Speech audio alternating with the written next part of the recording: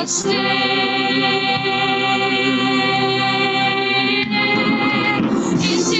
of Chartered Accountants of Nigeria.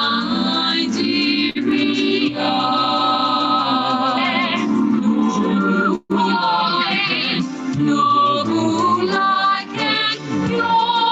accuracy we cherish. We uphold your integrity.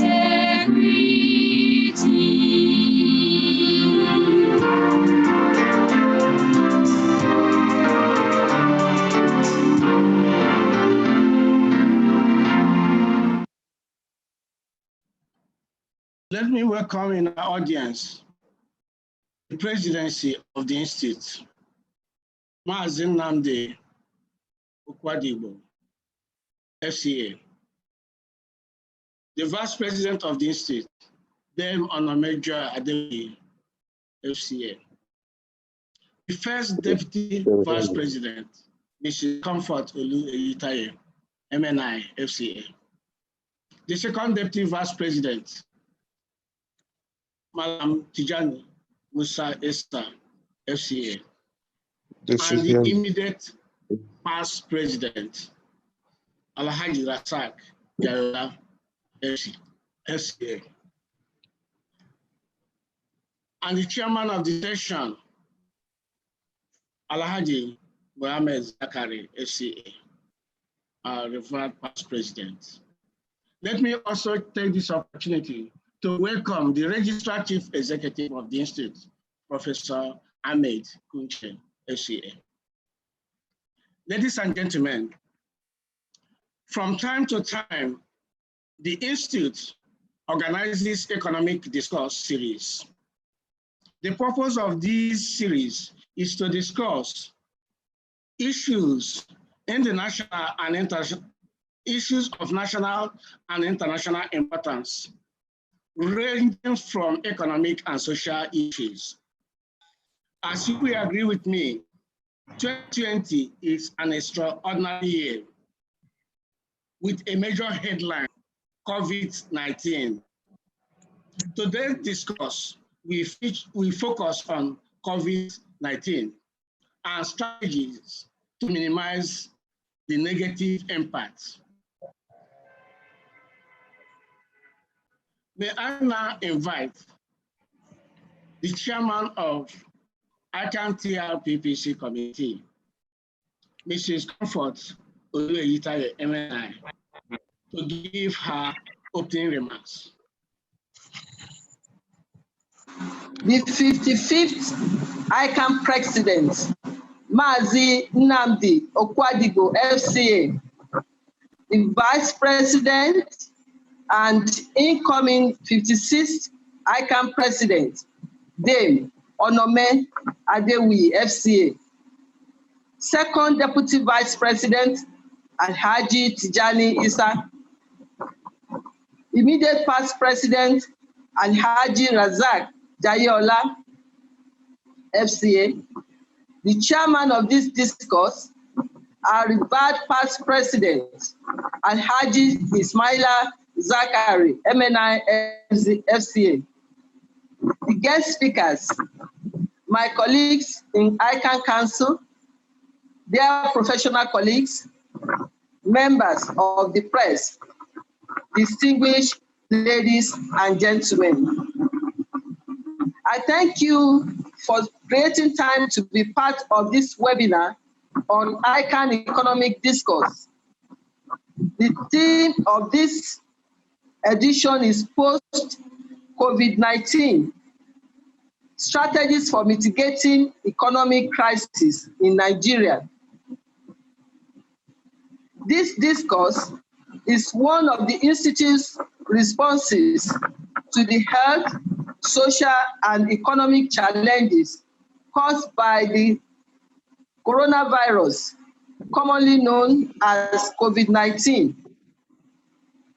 It is also a demonstration of ICAN's openness to creativity and technology deployment in the discharge of our statutory mandates to stakeholders.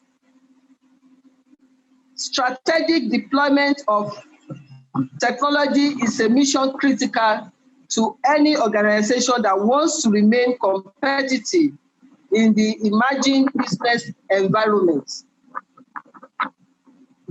Over the years, ICAN Economic Discourse series have provided rich perspectives on the diverse socio-economic dynamics in the country.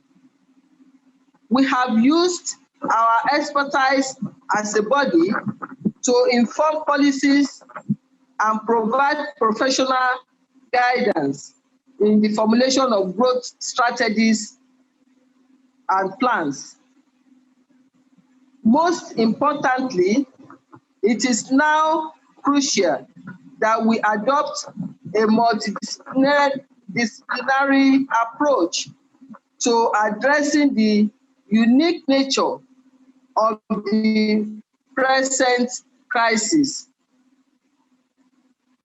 This is the primary reason why we have selected a rich and varied panel of analysts to provide us various angles to the subject. At this discourse, critical issues such as the nature of the COVID-19 crisis and its impact on Nigeria, the changing work pattern, investment potentials during and post-COVID-19 evaluation of the opportunities for the country and the need for creative approaches by individual and entities in negotiating the health, social, economic, and financial web. The Institute will remain at the frontiers of preferring feasible recommendations to policymakers.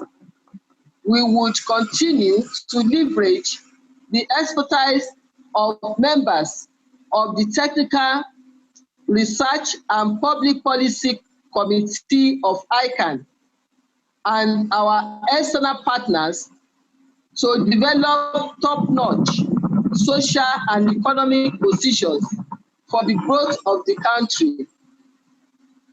We know that if success of the Nigerian project is a collective responsibility, hence ICAN will not shy away from this responsibility. Once again, I wish to thank you all for participating in this webinar. I implore you to avail us your invaluable suggestions as we jointly fashion out the modalities for ensuring the country emerges stronger and better from this current crisis. May God bless you all. My name is Comfort Olu Eyitayo, the first Deputy Vice President and Chairman, Technical Research and Public Policy Committee of ICAN. Thank you.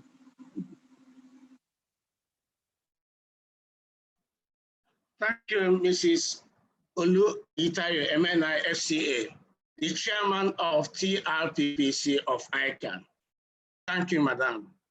And now welcome the President of the Institute for his welcome address, Mazi Nnamdi Ukwadigbo, FCA. The Vice President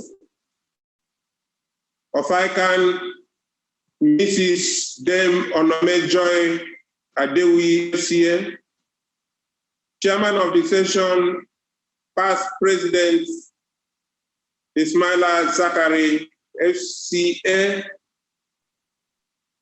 First Deputy Vice President, Mrs. Comfort Eyitayo, MNI FCA, Deputy Vice President Alhaji Musa Esa FCA, immediate past President Alhaji Razak Jayola FCA, past presidents of the Institute, council members, Registrar Chief Executive Professor Ahmed Kunshe FCA, gentlemen of the press, distinguished ladies and gentlemen. I hope you are keeping safe and observing all the health and safety measures by the various agencies. The channel of delivery this edition of the Economic Discourse series is eloquent of the general notion that the global economy is facing unprecedented time. This is caused by the coronavirus COVID-19 pandemic, with close to 5 million infected people in about 200 countries. COVID-19 has gained currency as the most threatening development in decades. The pandemic has impacted negatively on most economies of the world, with each country at various stages in the spectrum. In Nigeria, we have had our fair share of the downturn resulting from the impact of the virus. This have necessitated diverse responses by government. The peculiarity of the disease rests on the fact that its end is unpredictable and would undoubtedly redefine our business models and growth prospects. In the past couple of weeks, experts have issued guidelines that can aid economies to successful maneuver the impending global recession.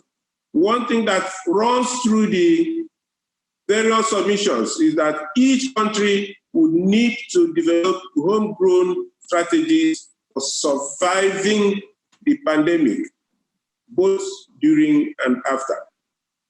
Hence, COVID-19 has forced nations to revisit their growth strategies in line with current experiences. They have realized that there is the need for proper evaluation of the crisis with a view to identifying both the threats and opportunities. No economy could afford to rely on traditional models to effectively address the present challenges that are shaking the foundations of every already established economic system. This discourse has afforded us another opportunity to contribute to the imperative of growth and development in our dear country, Nigeria. The profound and telling effects of COVID-19 would require a radical change from the status quo. As stakeholders, we all have the duty to work with stakeholders, government, and its agencies in formulating workable plans to successfully wade through the socio-economic morass. This webinar is one of our interventions as an institute towards inventing novel ideas for the Nigerian economy against the backdrop of COVID-19. We would consider the present state and, most importantly, provide a projection into the future. We have a crop of experts who would provide detailed analysis and provide various options available to the country in the pandemic. This would also guide us on the creative approaches for leveraging the opportunities to keep businesses afloat while guaranteeing the health of citizens. I therefore welcome you to this webinar and encourage your full participation. This is the minimum we can do for our country at this most crucial time in history. I can assure you that the outcome of this program would be given wide publicity and the resolutions would be relayed to relevant authorities, both in the public and private sectors of the economy. Ladies and gentlemen, I thank you for listening. God bless the Institute of Chartered Accountants of Nigeria. God bless the Federal Republic of Nigeria. This is by Mazi Nnamdi Ukwadigbo, FCA, President of ICAN. Thank you. Thank you, the 55th President of ICAN. Thank you for the welcome address. Thank you, sir. Now we are entering the technical session, and that technical session will be chaired by our revered past president. Our revered past president, Alhaji Ismaila Zakari, MNI FCA. We start the session. He's a past president, of course, and he is a managing partner of Ahmed Zakari & Co. Chartered Accountant. He is presently serving on the board of International Federation of Accountants, IFAC. He was recently appointed by the Minister of Finance to serve on the country's tax advisory committee. He is the chairman of the ICAN Accountability Index, ICAN AI Steering Committee. The ICAN AI is a governance performance assessment tool. And now welcome Alhaji Ismaila Zakari, past president. Thank you, sir. Thank you, Dr. Ben Ukaibu, for the introduction. Good morning, everyone. And I hope that we are all staying safe and healthy. I am delighted to be invited to chair this webinar on Economic Discourse 2020 with the theme Post-COVID-19, Strategies for Mitigating Economic Crisis. I heartily welcome everyone watching this webinar, but permit me to especially welcome the President of the Institute of Chartered Accountants of Nigeria, Mazi Nnamdi Ukwadigbo, the Vice President, Mrs. Onome Joy Adewuyi, and the organizer of this program, the First Deputy Vice President, who is the chairman of the committee responsible for the economic discourse, which is the Technical Research and Public Policy Committee of ICAN. I also welcome our guest speakers, Dr. Biodun Adedipe, who will give us a talk on dimensioning the economic crisis imposed by COVID-19. I also welcome Mr. Babajide Ogunsanwo, who will talk to us on changing work pattern and investment potentials. Dr. Ayodele Fashola will talk to us on post-COVID-19 evaluation of the opportunities for Nigeria. And last but not the least, Mr. David Brown will talk to us on creativity as a tool for navigating the economic crisis. I want to particularly appreciate ICAN for remaining nimble, resilient, and innovative, such that we're able to have this webinar, even under the lockdown, when the country, a greater part of the country is in lockdown. And we are here to look at the impact of the COVID-19 on the Nigerian economy. I welcome the participants and will be inviting participants to submit questions using the Q&A tab at the bottom of your screens or at the top if you are using a different device. If I'm using my laptop, the Q&A tab is at the bottom of the screen, and you can go in there and type your questions. We will take the questions at the end of the session, with the exception of the Q&A for Dr. Biodun Adedipe, who has to run to another program immediately after his presentation. So those who have questions for Dr. Biodun Adedipe, please type in your questions as soon as possible, because we'll take his Q&A immediately after his presentation. The other Q&A we'll take after all the other speakers have spoken.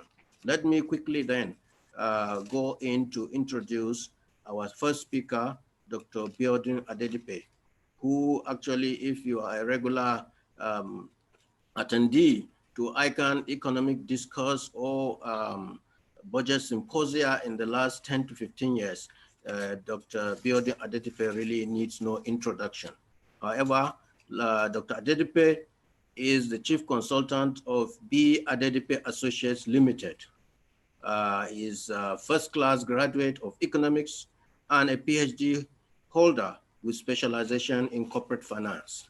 He has over 32 years postgraduate work experience, which includes university lecturing, University of Lagos, private consulting, and he has also been part of the World Bank mission in Nigeria, among others. He was a senior special assistant to the President of Nigeria on financial sector development and deployed to serve in the office of the Chief Economic Advisor to the President in 2011.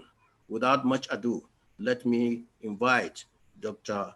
Biodun Adedipe to dive in to let us go into the meat of his presentation on dimensioning the economic crisis imposed by COVID-19. Thank you. Thank you so very much, Chairman. And I'd like to stand on the existing protocol so that we can manage our time effectively. To also recognize the President and the other council members and other panelists here and the distinguished participants. I will share my slides because what I've tried to do here is to put my understanding of the economic crisis imposed by COVID-19 in 8 slides only.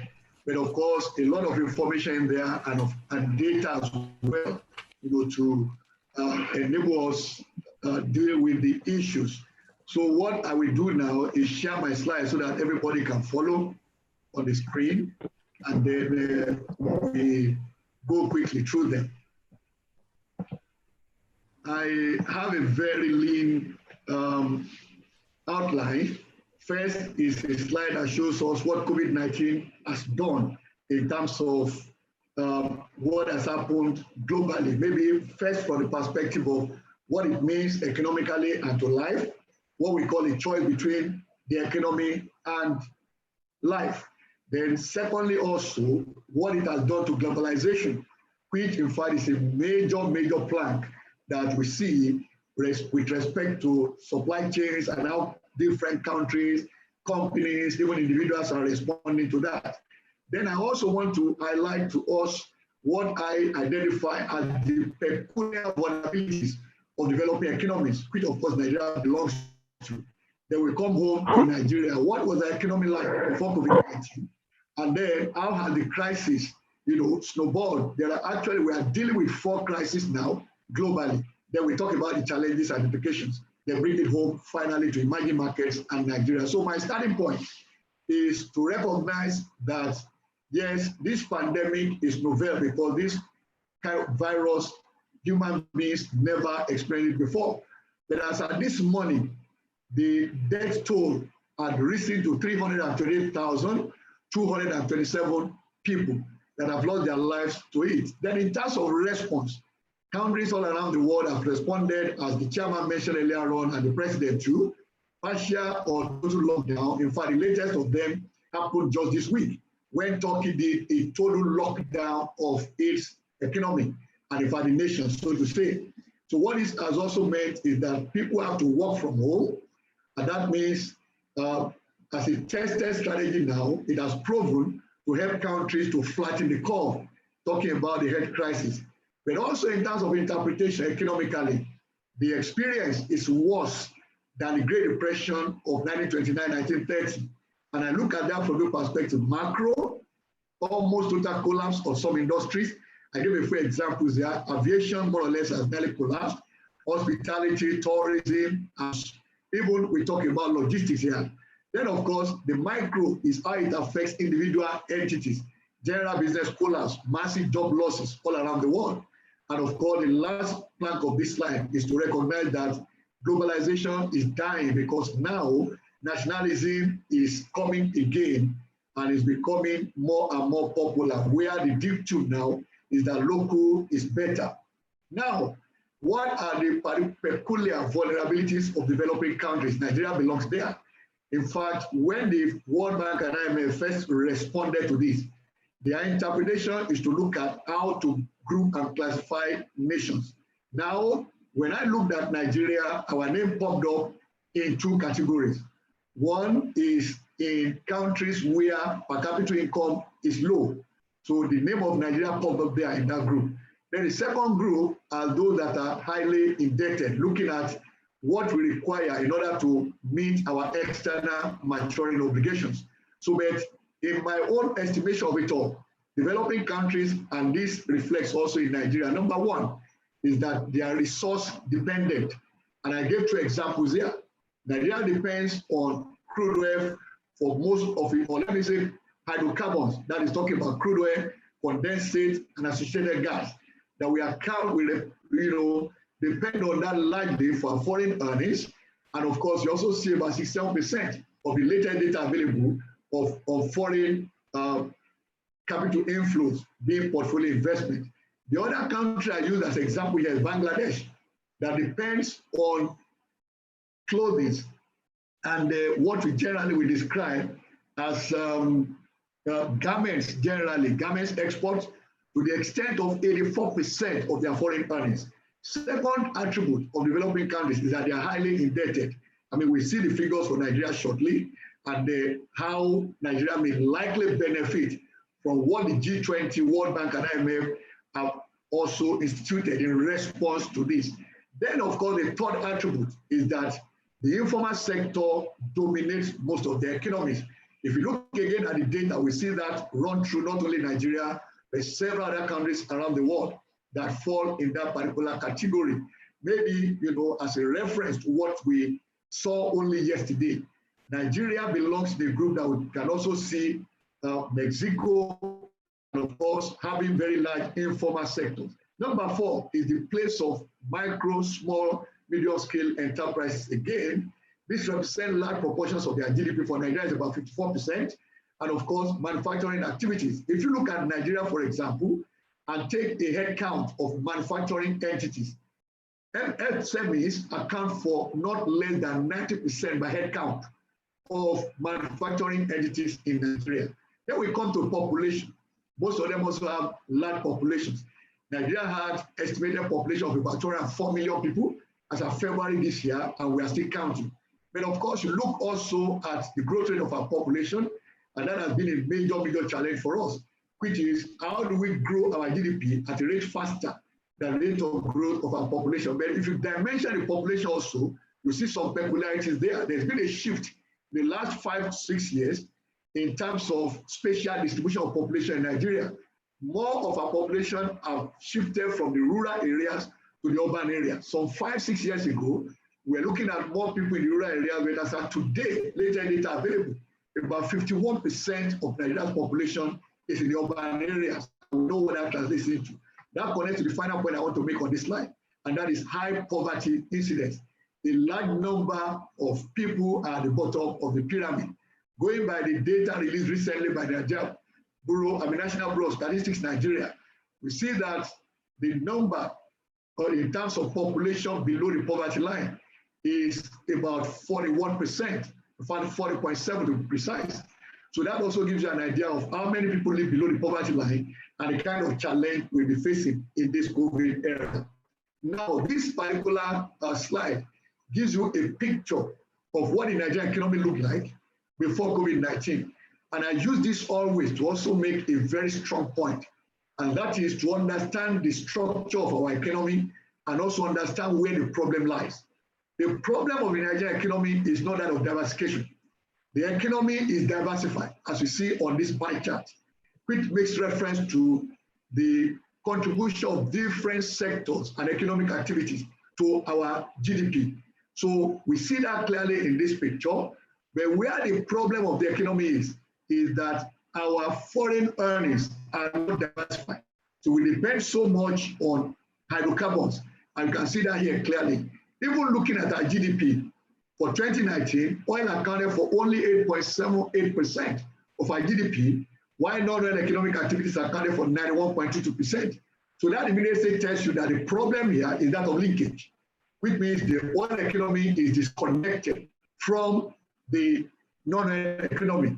And this has been a phenomenon since the late 70s. In fact, the process started about 1974, 1975, when the oil market globally unraveled as a result of the Middle East wars then. But what we see today, if you look at this particular chart, it is obvious that there are 6 sectors that dominate the GDP of Nigeria. And in fact, if you look at the data in the last 7 to 10 years, thereabout, these sectors have been dominant. On occasion, they accounted for over 80% of our GDP. But if you look at it now, you have agriculture, 26.1%. You have manufacturing there, 8.7%. You have trade, 16%. You have also ICT, 13.1%. You have real estate, 6.2%. And of course, part of the top 6 will be also mining and quarrying. Now, if you add these 6 together, they give you a picture of the sectors that we should be focusing on if we truly want to ensure this economy doesn't collapse, and we truly want to ensure that we create jobs that are sustainable. Now, my next slide talks to the public debt stock as of December 2019. Now, if you look at the first pie chart, which talks about Nigeria's sovereign debt as of December 2019, the bulk of it was external, and that means the bulk of it was domestic, sorry, and that was $56.3 billion, which means governments owe more locally than foreign. Because oftentimes people think that the problem of Nigeria is external debt. It is not really so. The bulk of what the sovereign debt in Nigeria, as the data we are looking at today, is local. And we've been talking about this for decades, that most of the time we don't prioritize payment of local contractors and those that the governments owe. And I'm talking here about the 3 tiers of government: the central, which is federal, then the subnational, which are state and local government. Now, if you look at the domestic debt itself, the bulk of domestic debt is owed by the federal government. Okay, so that again shows the second pie chart here. The third pie chart now shows our foreign debt. And so you see the creditors of Nigeria there. But one of the things I also want to bring to our attention with respect to COVID-19 is that when the G20 met, of course, the IMF and World Bank were also there. The first thing the World Bank and IMF came up with was to identify countries in different categories, as I mentioned earlier on. Nigeria showed up as highly indebted on the one hand, and also showed up as a low per capita income country. And so for that reason, Nigeria became a beneficiary of what we describe as the IDR and IFAD loans that the World Bank gave out to countries around the world. So if you look at the announcement made by the World Bank IMF immediately after that G20 meeting, it means if they follow through, about $9.69 billion of Nigeria's external debt will actually be wiped off, which means that goes off what we have as an external debt stock. And of course, they also made an appeal to other bilateral, creditors. Most of them, of course, are, you have there Germany, you have France, you have also China. All right. So let me go to the next slide. And this gives us an idea of what the world is facing today. Now, when COVID-19 started, it was a health crisis. That was in December 2019. And of course, it became a pandemic by February 2020. It snowballed into an economic crisis because the response to the health crisis was for countries to lock down and then begin to talk about social distancing and other guidelines that can make us survive it, all right? So that led into economic crisis. Now that economic crisis snowballed into a humanitarian crisis, and that now connects to what I said earlier on.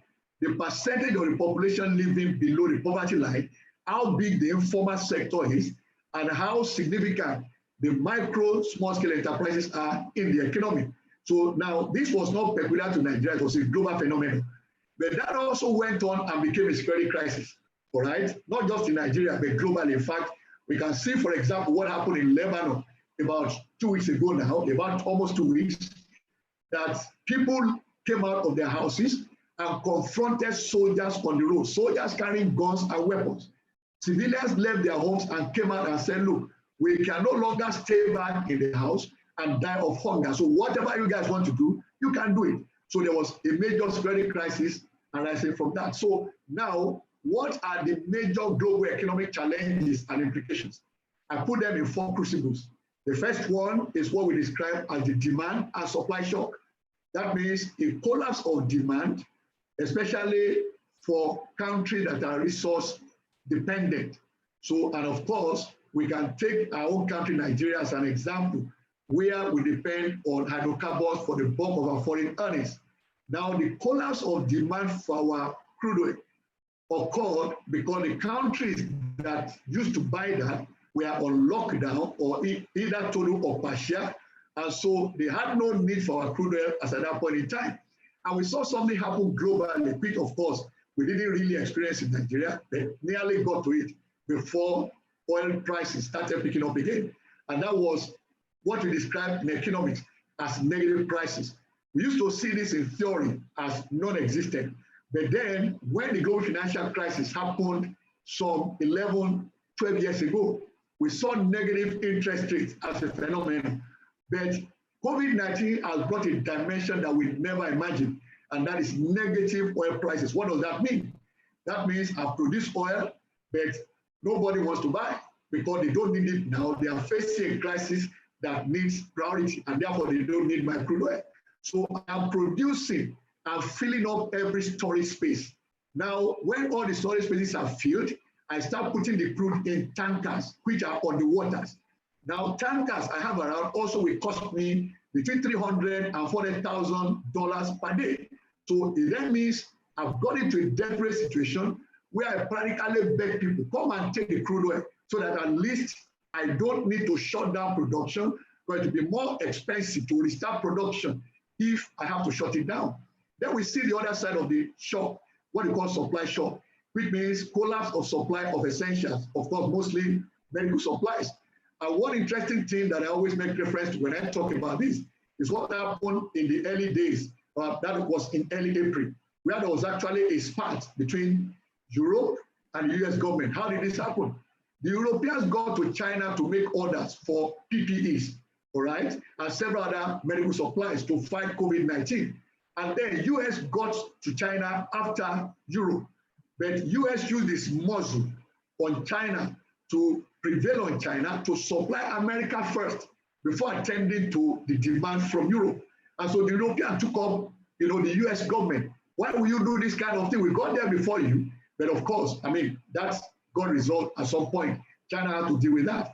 Then we see also that the global supply chains not only tanked, but got shortened. And we see the connection of this also shortly to what I made reference to earlier on, the collapse of globalization. Now, people were producing, but of course, the means of getting them to the consumers was either non-existent or had shortened in such a way that people think only within their countries. Job losses. The International Labour Organization projected that we likely witness about 200 million job losses as a result of COVID-19. The latest data available put that of US as at last week at 36.4 million job losses in the US only. And of course, if you look at that, you may say, well, that also reflects how big the US economy is relative to the global economy, about 24% of global GDP, in fact, 24.1%. Then the final, box in this slide is the global economy is already in recession.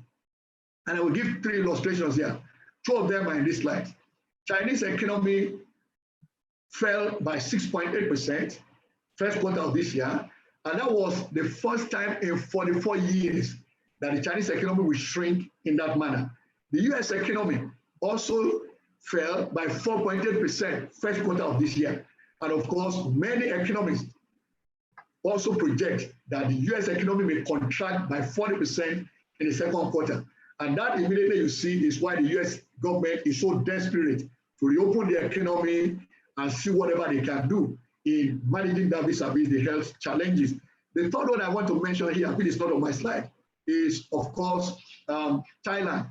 Thailand is the second largest economy in East Asia, number one.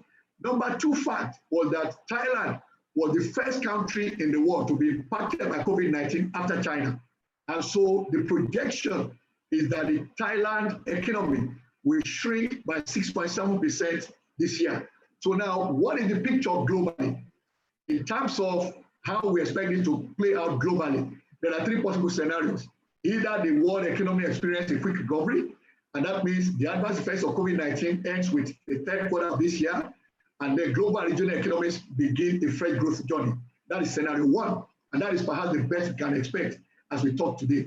Scenario two is for the adverse effects to linger for the rest of this year until the first quarter of 2021. If that happens, then most regions will experience between 24 and 27% GDP slowdown in 2020. But surprisingly, all the economic projections that we have encountered all around the world point to sub-Saharan Africa as likely to be the least dampened as a result of this.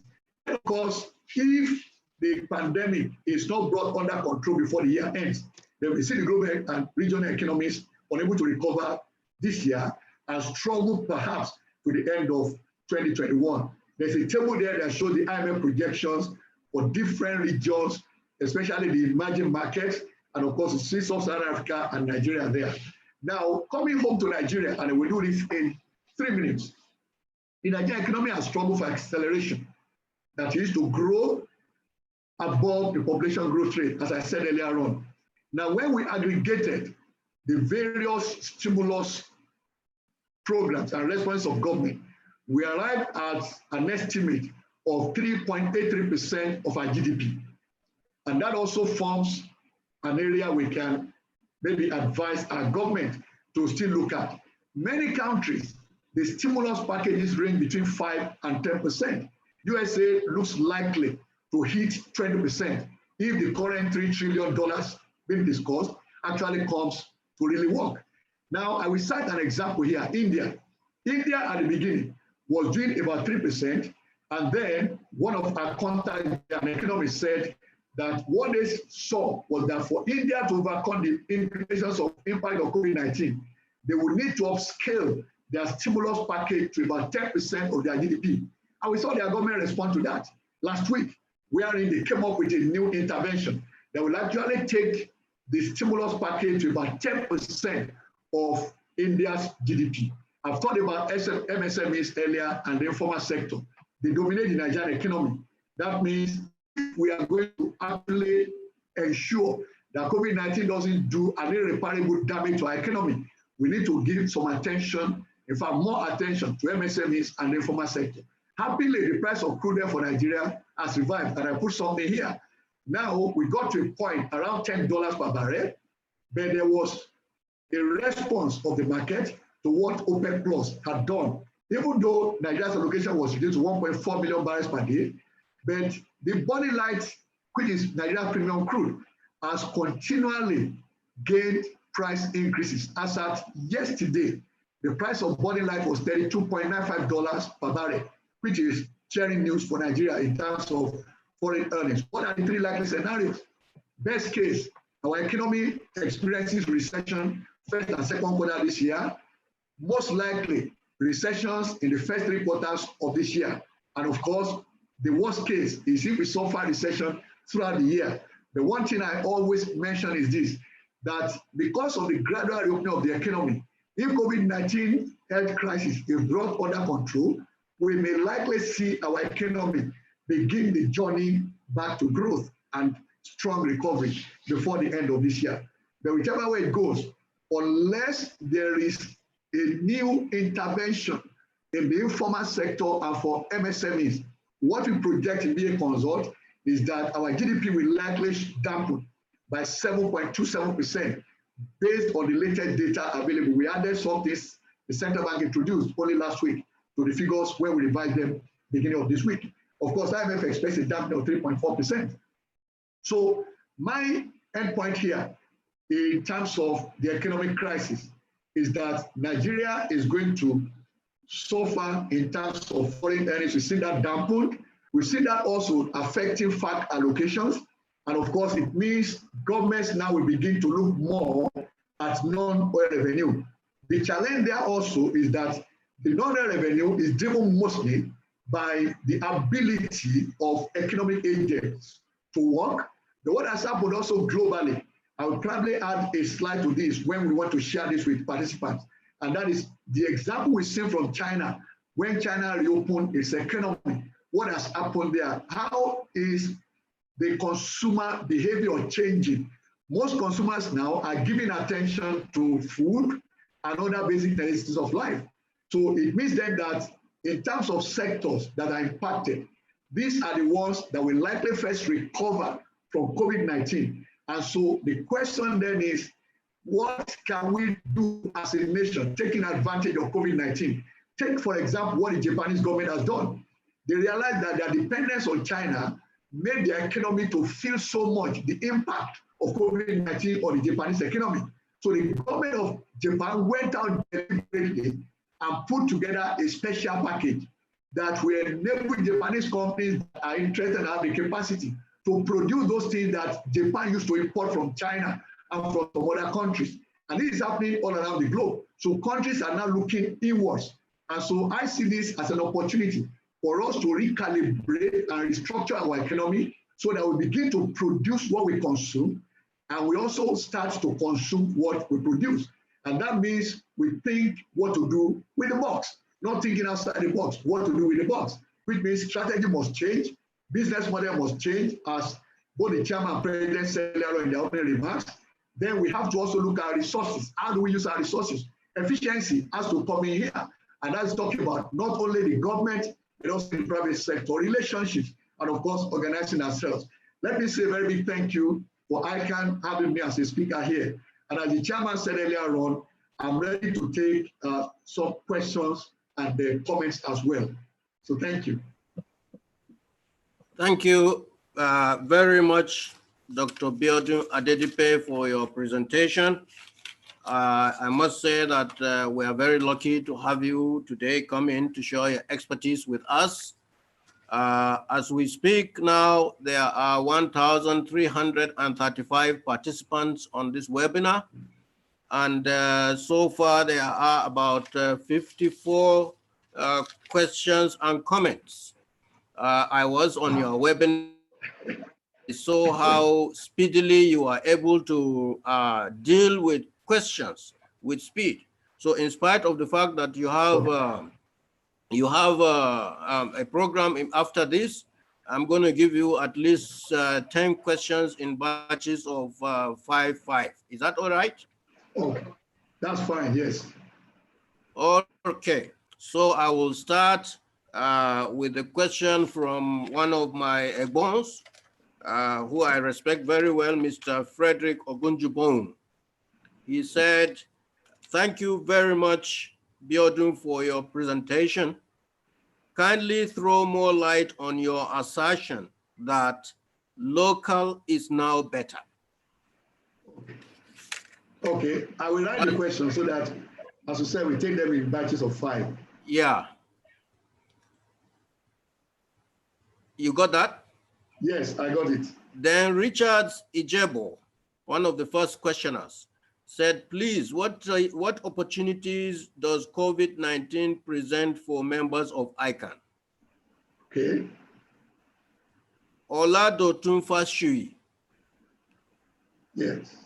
said, with Nigeria's high public debt and low interest rate, how can we make Nigerian economy more resilient to downturns? Okay. Yes. That is the third one, isn't it? Yes, that's right. Then number 4 is from Alan Odiase. What will you advise as COVID-19 intervention strategy for businesses? Okay. And the last of the first batch of 5. Since COVID-19 affected world oil prices and other economic indices, is it not time the country get serious with non-oil exports and look inwards for sustainability? Okay. All right. Thank you so very much.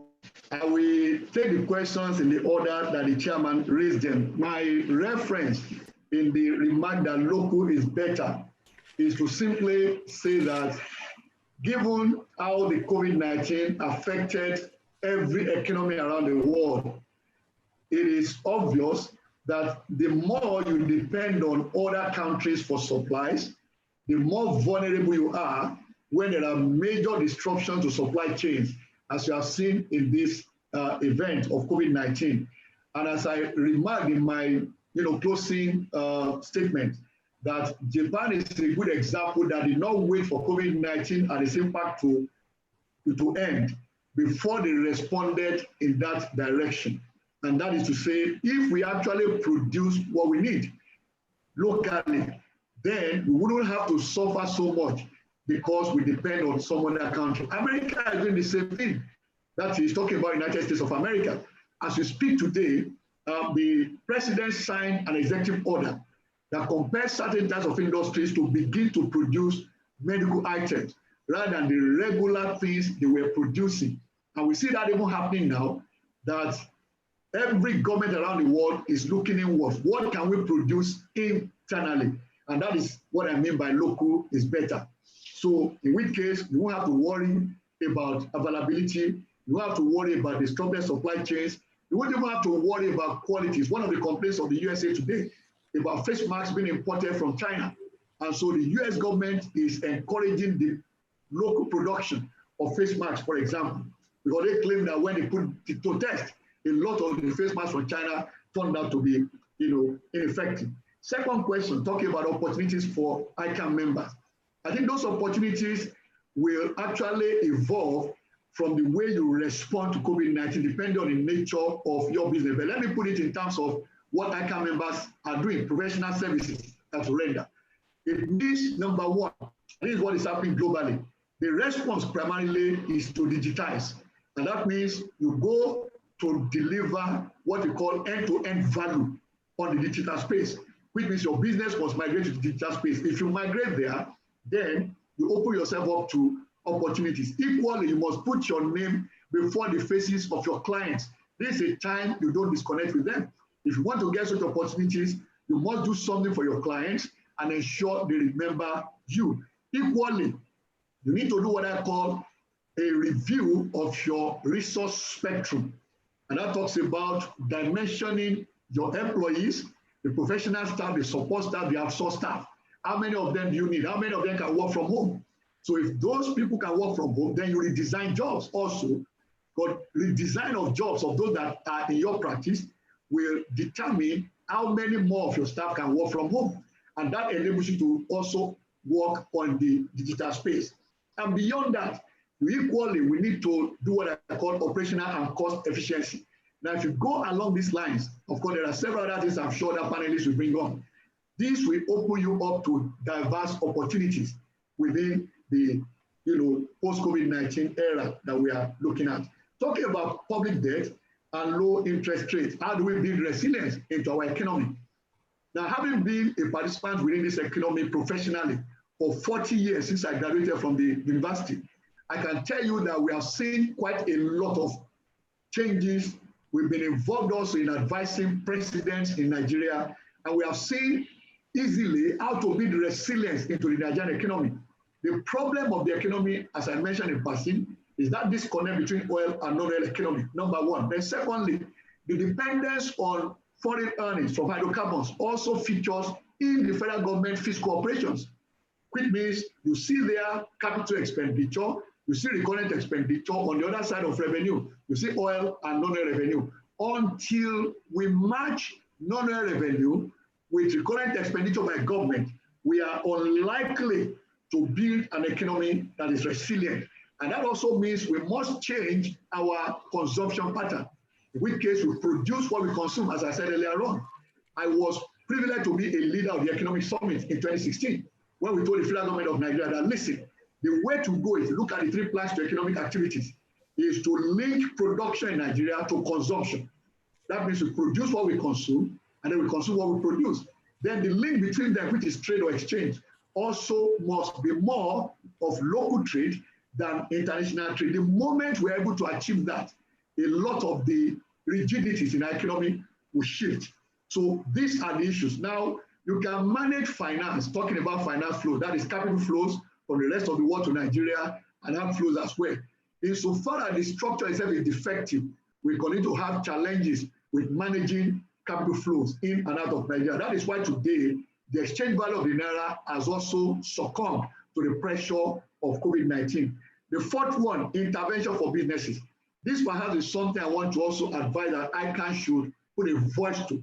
But what we are seeing happening around the world is that governments are making efforts to intervene in small businesses, especially, that are unable to survive COVID-19 because they don't have the surpluses that they can fall back on, and therefore their first response will be to sack their employees.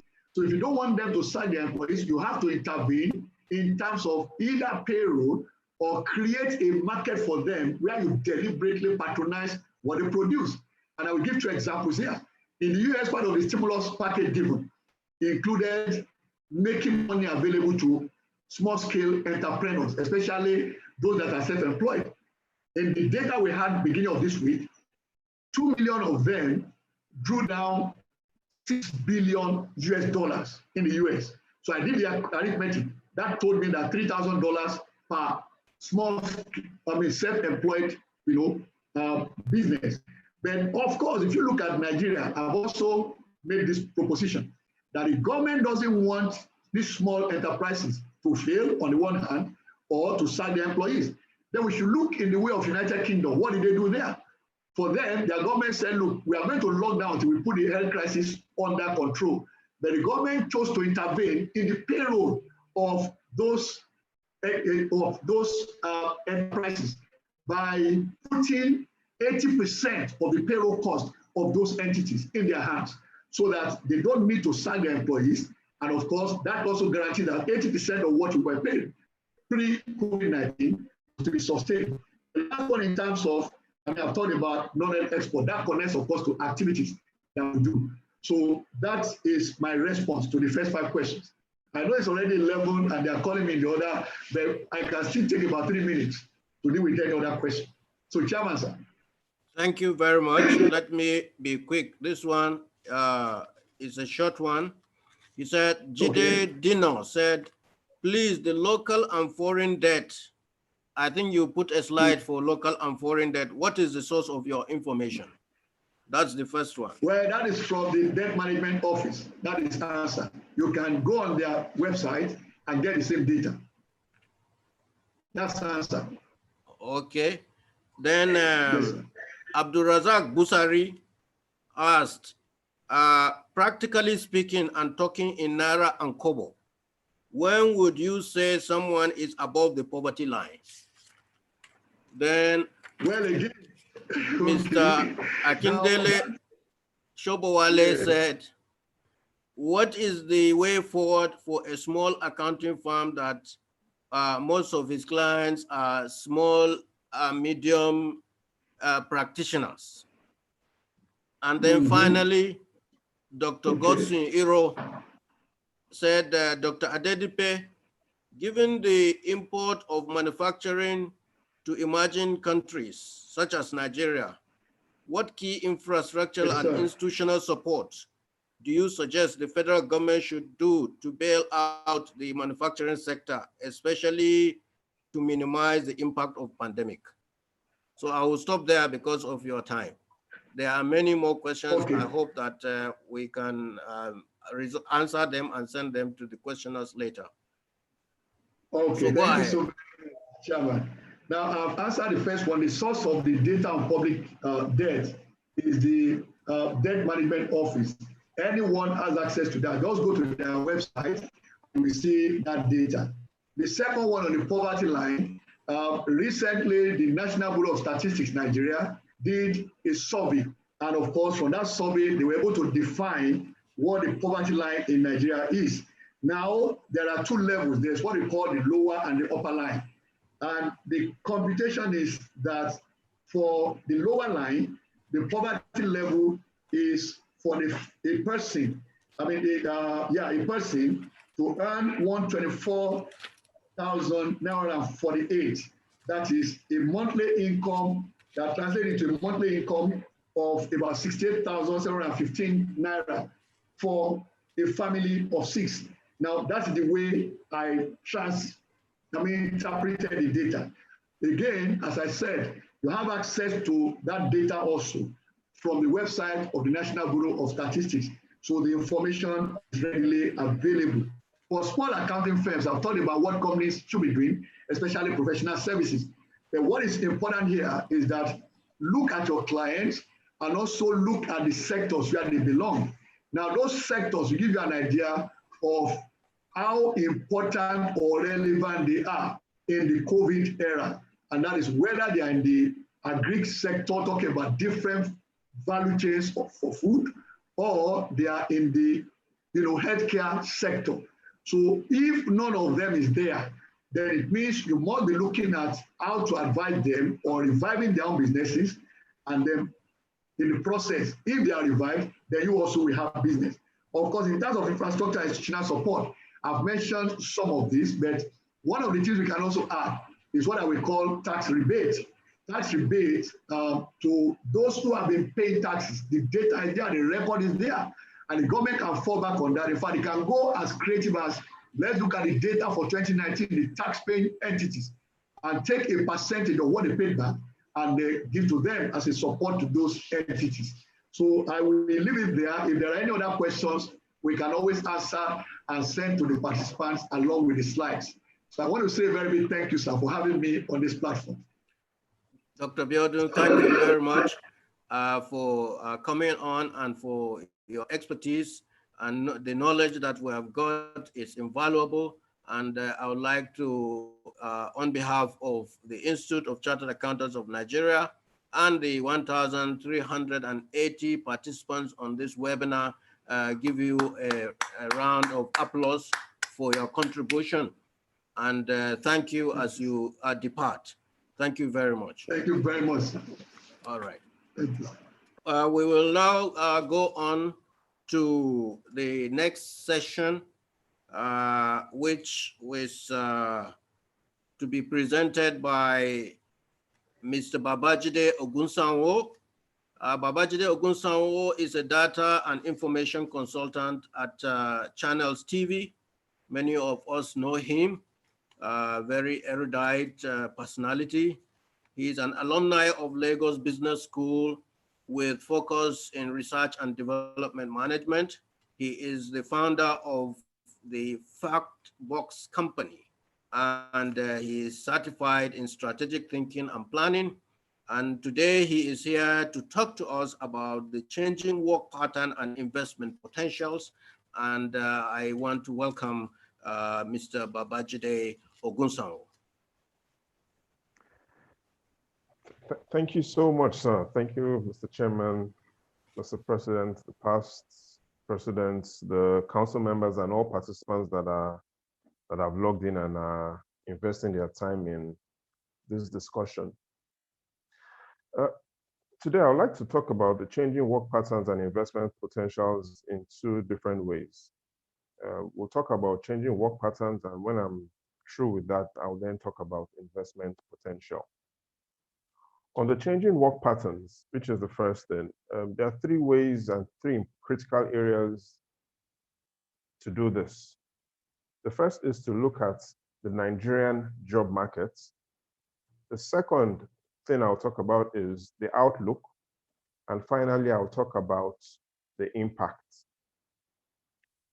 On the Nigerian job market, which is the first of three parts, there are critical things that we need to first understand, which is who is working in Nigeria, where are they working, and what type of work are Nigerians doing? And to sum these three things up, the key number here is 80%. Now you might probably wonder, what is 80%? 80% of today's labor force in Nigeria are involved in some sort of work or the other. So we have a labor force of 90 million people, and out of the 90 million, 80% of this 90 million are either full-time into some sort of full-time employment or into part-time employment. So that's an idea of who is working in Nigeria. 80% of those that are eligible to work are in some sort of job. That answers the question, who is working in Nigeria. The second of three questions is, where are they working? Where are they working? Now, there's a lot of myths that the small and medium-sized enterprises in Nigeria employs the most people, but that's really not what the data shows. The data shows that it is the micro enterprises that employs the most people. And that data is from the National Bureau of Statistics. They say 80% of everybody that has a job in Nigeria works with a micro enterprise. That is the fact. We have 54 million Nigerians working in the micro enterprises. And by micro enterprises, that is companies that employ less than 10 people. So I'll take a quick recap, which is 80% of Nigeria's labor force are doing some work or the other, full-time or part-time. 80% of those that are employed in micro enterprises, companies that employ less than 10 people. The third and final part of understanding the Nigerian job market is 80% of everybody that is employed in Nigeria today either works in the agriculture, trading, or manufacturing sector. 80% of Nigerians work either in the agri, trading, and manufacturing sector, and that summarizes the Nigerian job market. 80% of Nigerians in the labor force are in some sort of jobs. 80% of those that are working work with micro enterprises, companies that employ less than 10 people. And 80% of those that are working, where do they work? They work in firms that are either involved in agriculture, trading, and manufacturing. That explains the Nigerian job market, and that is the position we have as of today, data from the National Bureau of Statistics. The second thing I mentioned is, now that we've understood the structure of the Nigerian job market, what is the outlook? The outlook can be seen from different perspectives, but since the evidence points that most of those that are employed work in the agricultural, trading, and manufacturing sector, I'd like to talk about the outlook from these three sectors.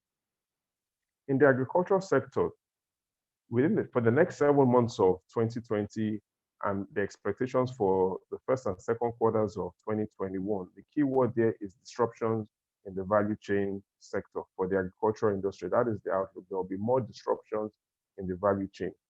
And what comes with disruptions is one major term called waste. So the outlook for the agricultural sector is, across the value chain, the probability of risking a lot of waste in the various levels of the value chain will be higher. The second is, let's look at what will likely the outlook for the trading sector. In the last 2 months, we've seen a rise in inflation, which means that the trading sector will see lower real profits, which means that the naira will become less valuable. And so it will be harder for businesses to earn higher reward on their trading activities. So the businesses that are involved in trading, the outlook is lower profits, and the naira becomes less valuable because of rising inflation. For manufacturing, which is among the three sectors that employ the most Nigerians, the challenges for manufacturing will even be bigger.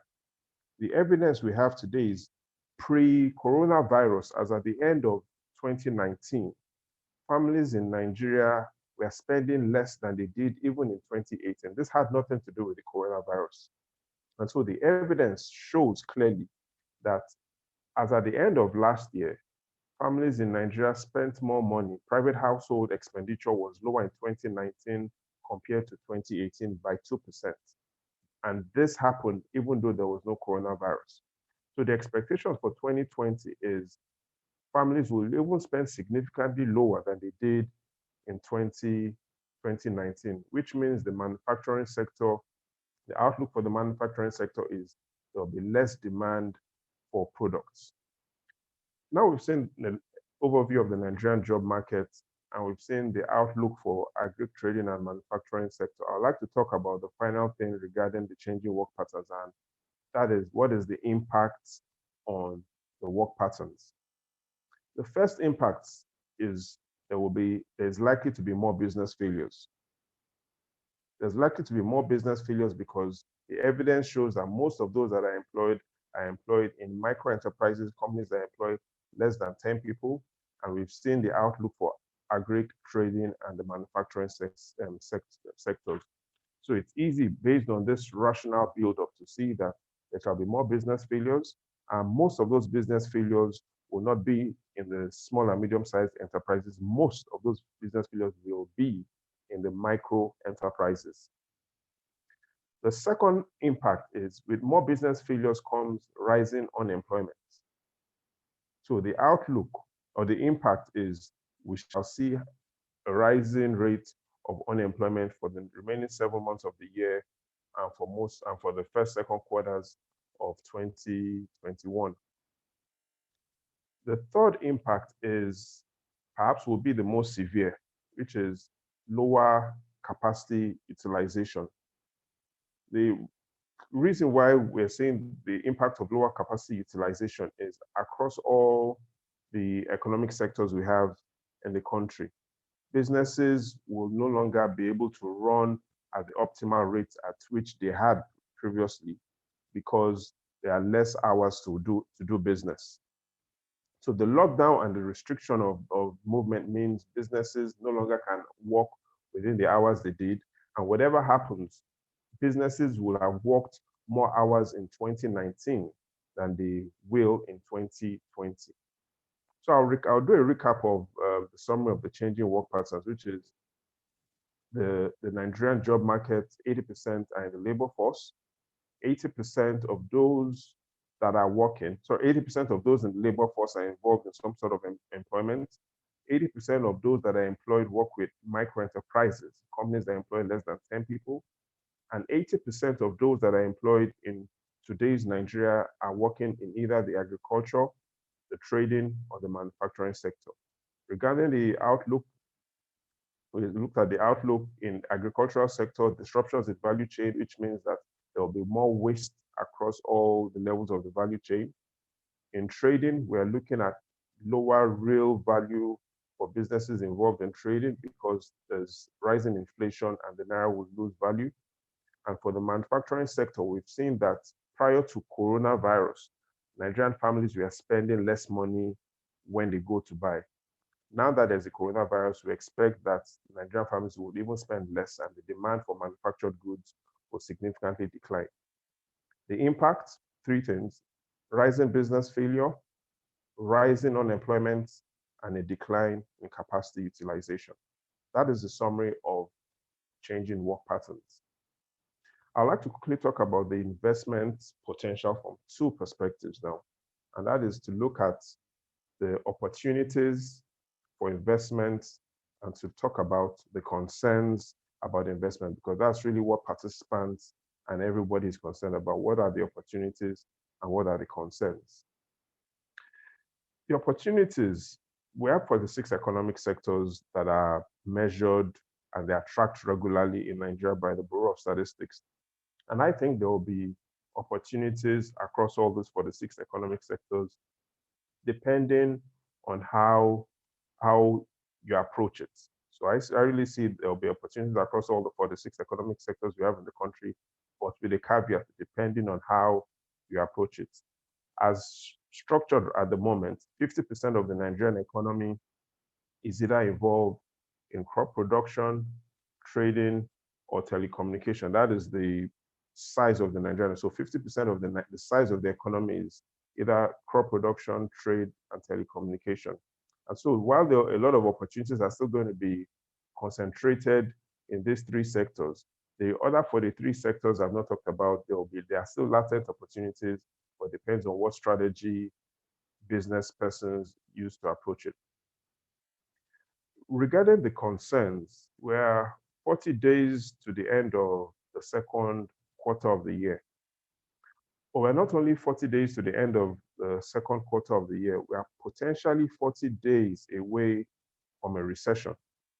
We remember in the first quarter of 2016 when the economy shrunk. At the moment, we've seen that the first quarter of this year has been filled with a lot of crises. The first case of coronavirus was reported in the first quarter of this year, February 27th.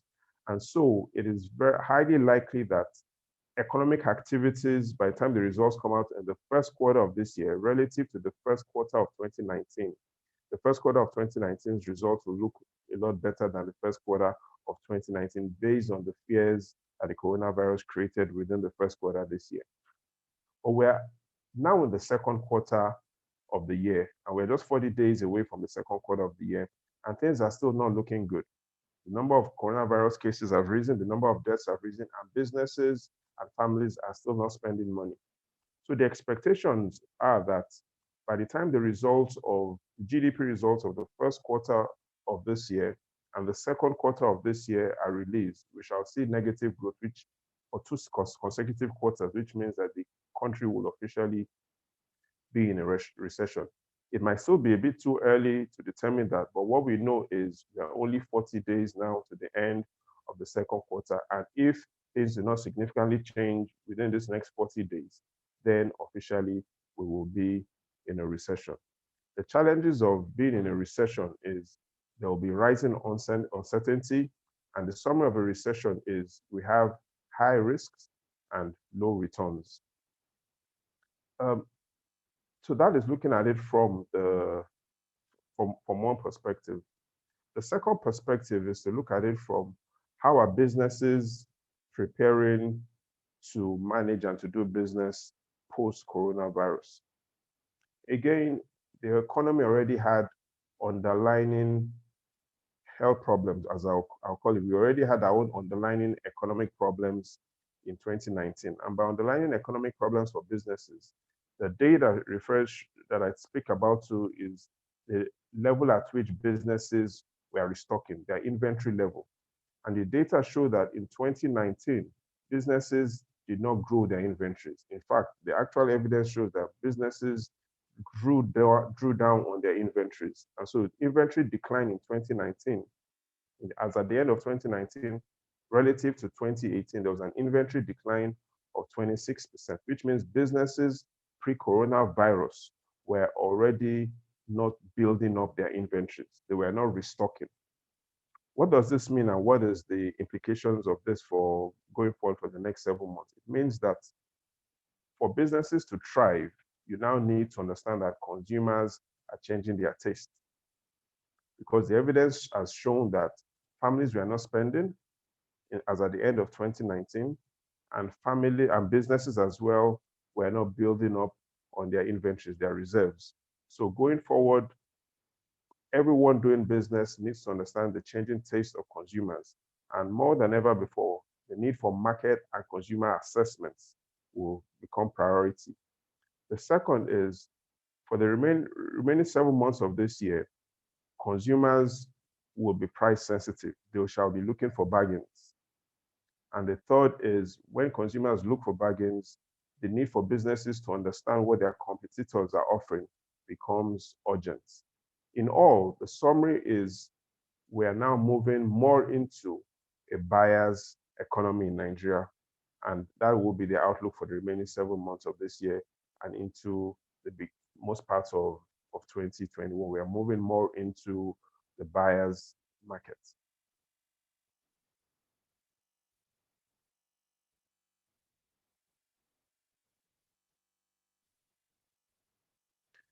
And so I would take questions and answers. I would want to know, hello?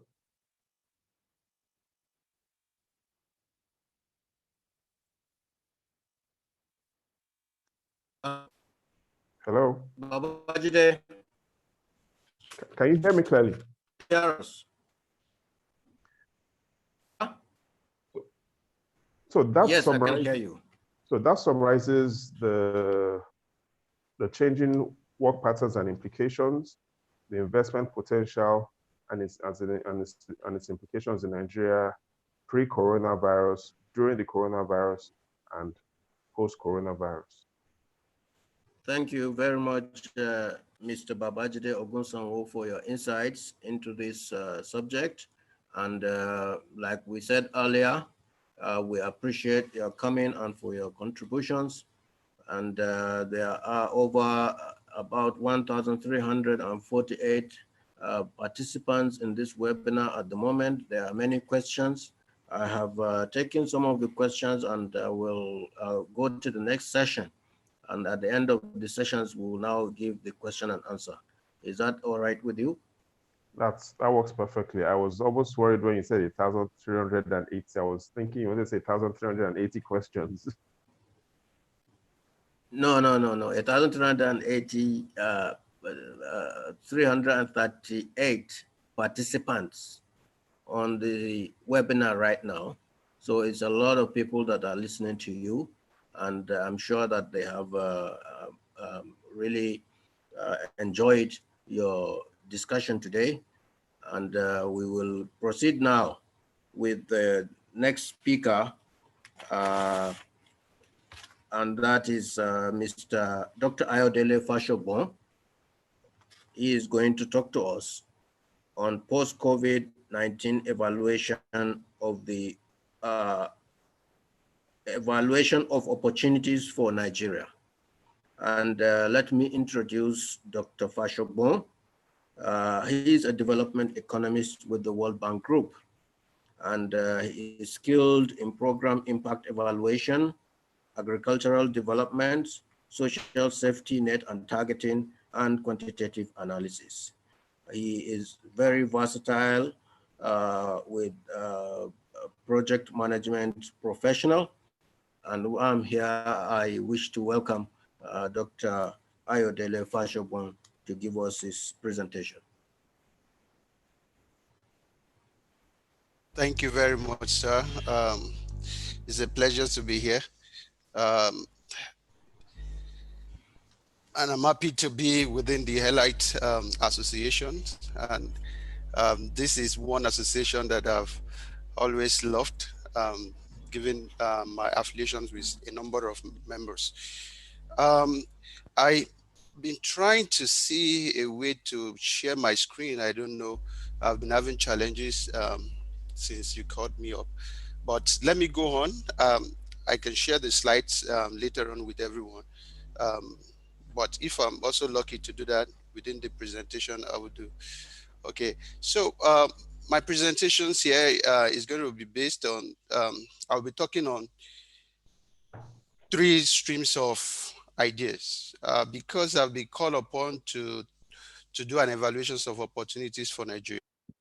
So it's going to be based on at household level, little about firm level, because a lot will be said about firm level, and very little about at the federal level, that is at the national level, because a lot has also been said about that. So I'll focus more on the household level, how what opportunities are there, and how can we take advantage of opportunities that are there.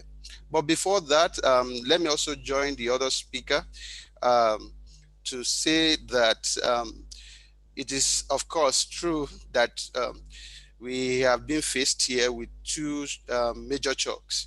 The COVID-19 and the oil shocks. They are 2 major things that we're trying to grasp with, and they have likely, like earlier speaker said, depressed the economy, and it's going to be very vivid very soon when the second quarter GDP statistics and the likes will be out. One main thing that I want us to understand here, I know most of us are also privileged to the revised budget of the Federation, of the federal government rather.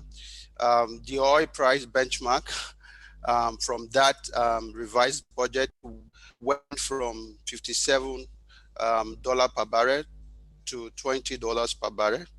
The oil output projection presently is 1.8 million per barrel per day, barrels per day, which went from 2.3 million barrels per day. Again, the country has also responded to the major challenge around the exchange rate regime. The new exchange rate within the budget now is 360 from 306 that it used to be naira. Then the economy projection within that budget, for some of us that have seen it, is that the growth rate is put at negative 3.4 from 2.9. Annual inflation too also was raised to 14.1% from 10.8 from the earlier budget.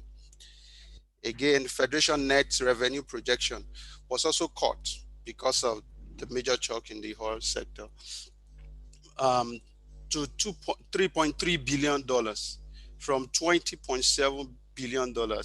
That is very huge and very significant. So what's the dimension of the impact on the households? Like here, one that is very strong that Mr. Babajide has also alluded to, there will be significant loss of income across our sector. And one of the major sectors that are going to be hit very hard is the retail and trade sector. And we all know, like a sister of mine was telling me, who has a boutique and who has not in Abuja here and has not been able to open a shop for the past 2 months, she has not been able to sell a thing. So income is going to be hit hard. Non-labor income is also going to be hit hard. Domestic remittance and external remittance is going to be hit hard. People are not going to be Mr. Nice so much, and our friends and families abroad are not going to be that Mr. Nice to people. There is also going to be a major disruption to market and supply chain, just like we know already that is going on because of the lockdown and restriction in interstate movement.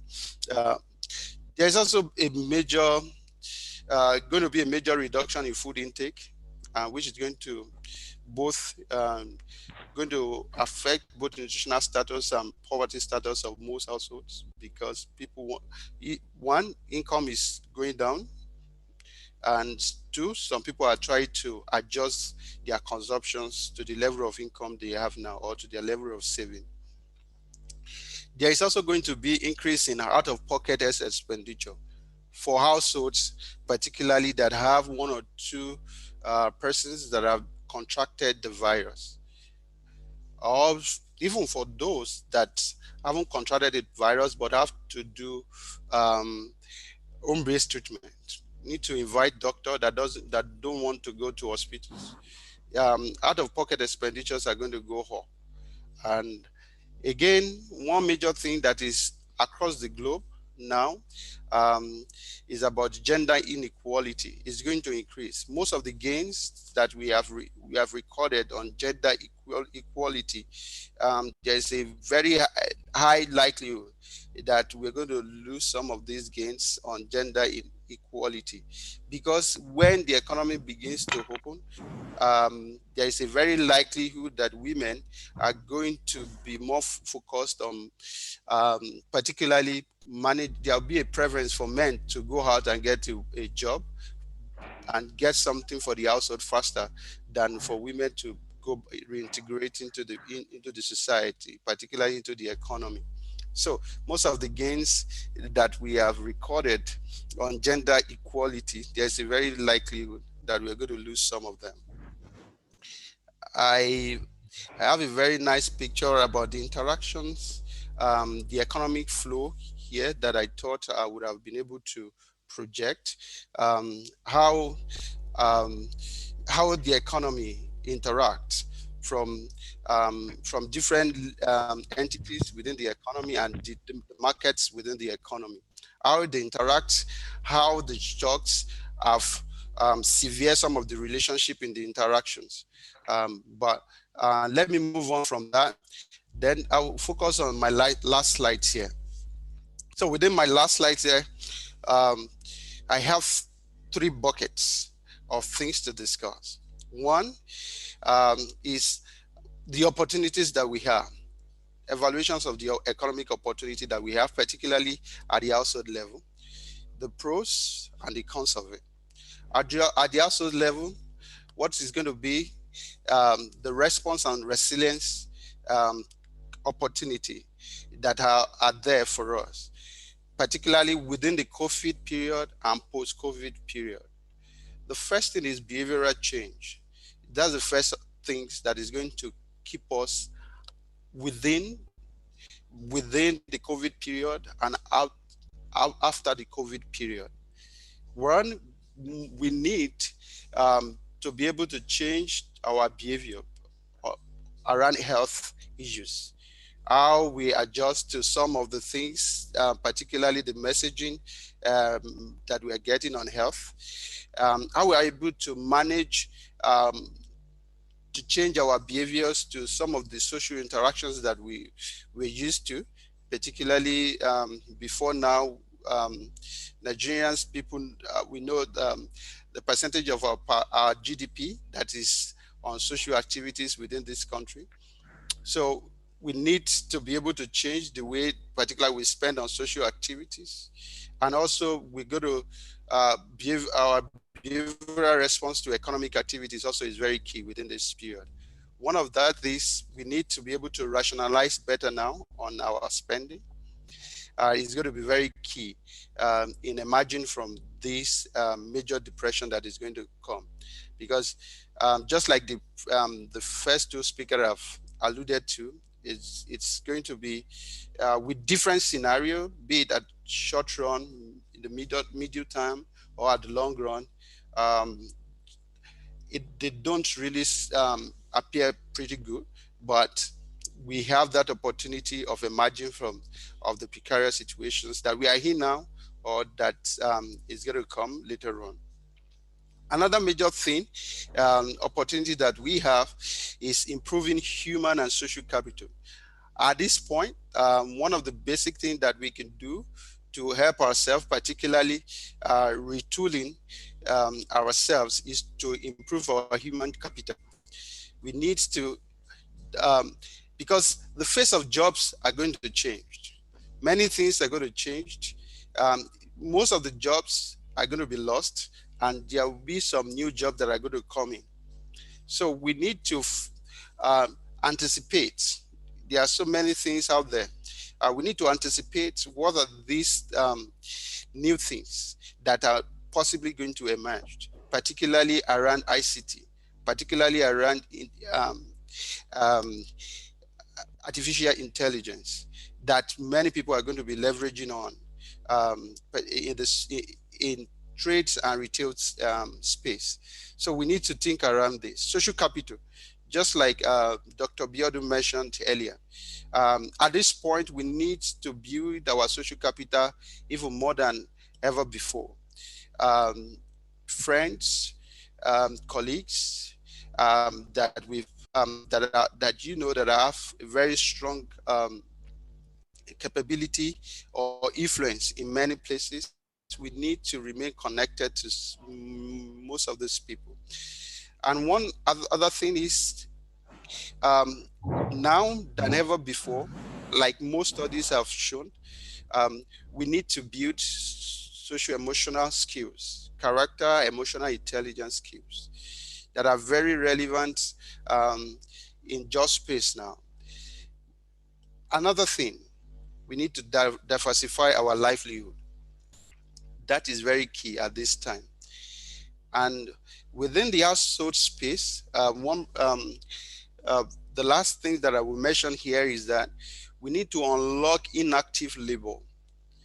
To a very large extent within Nigeria, there are so many inactive labor, particularly around, which is so big around women because of our culture and gender norms within this part of Africa. this time, to help most households to emerge stronger, most of these inactive labor force that we have within an household, we need to begin to engage them. We're doing a study that is going to be out very soon, and this study shows that, well, our preliminary results shows that if we are able to engage women and we are able to make them to be productive as men, particularly women that are not in the labor force and that have good human capital, we're going to add nothing less than 3.7 billion dollars to GDP in Nigeria, only within the agricultural sector. Analyses are ongoing for other sector. All right. So this is one thing. So we need to unlock inactive labor within our household, particularly at this time, because we don't have that luxury. It is a big opportunity that most households needs to focus on at this time. At the firm level, a lot has been said. Mr. Babajide has said a lot. Dr. Abiodun has said a lot. So I will not say so much around that. But one thing that is very relevant there, that just to add my voice to that, new jobs are going to emerge. New windows of credit are going to come. And the firms need, just like most of us are aware now, the CBNs, Bank of Industry, Development Bank of Nigeria, and a host of other multilateral agencies supported interventions are going to open up windows of credit to firm. But it depends on how people react to this opportunity. So these opportunities are going to come, but people needs to be very alert, and that is why social capital is very good at this point, and human capital too. We need to know how to seek out these opportunities and how to take good advantage of this opportunity when they present themselves. On the government side, just like the VP during the recession in 2015, 2016 said, most of the major response within this period is spending. And this is also going to happen very soon, as even it has started happening with the domestic resources, with the CBN, Bank of Industry, Development Bank of Nigeria. The external resources are coming. IMF, just like most of us are aware, has just released the Nigeria contribution within the IMF.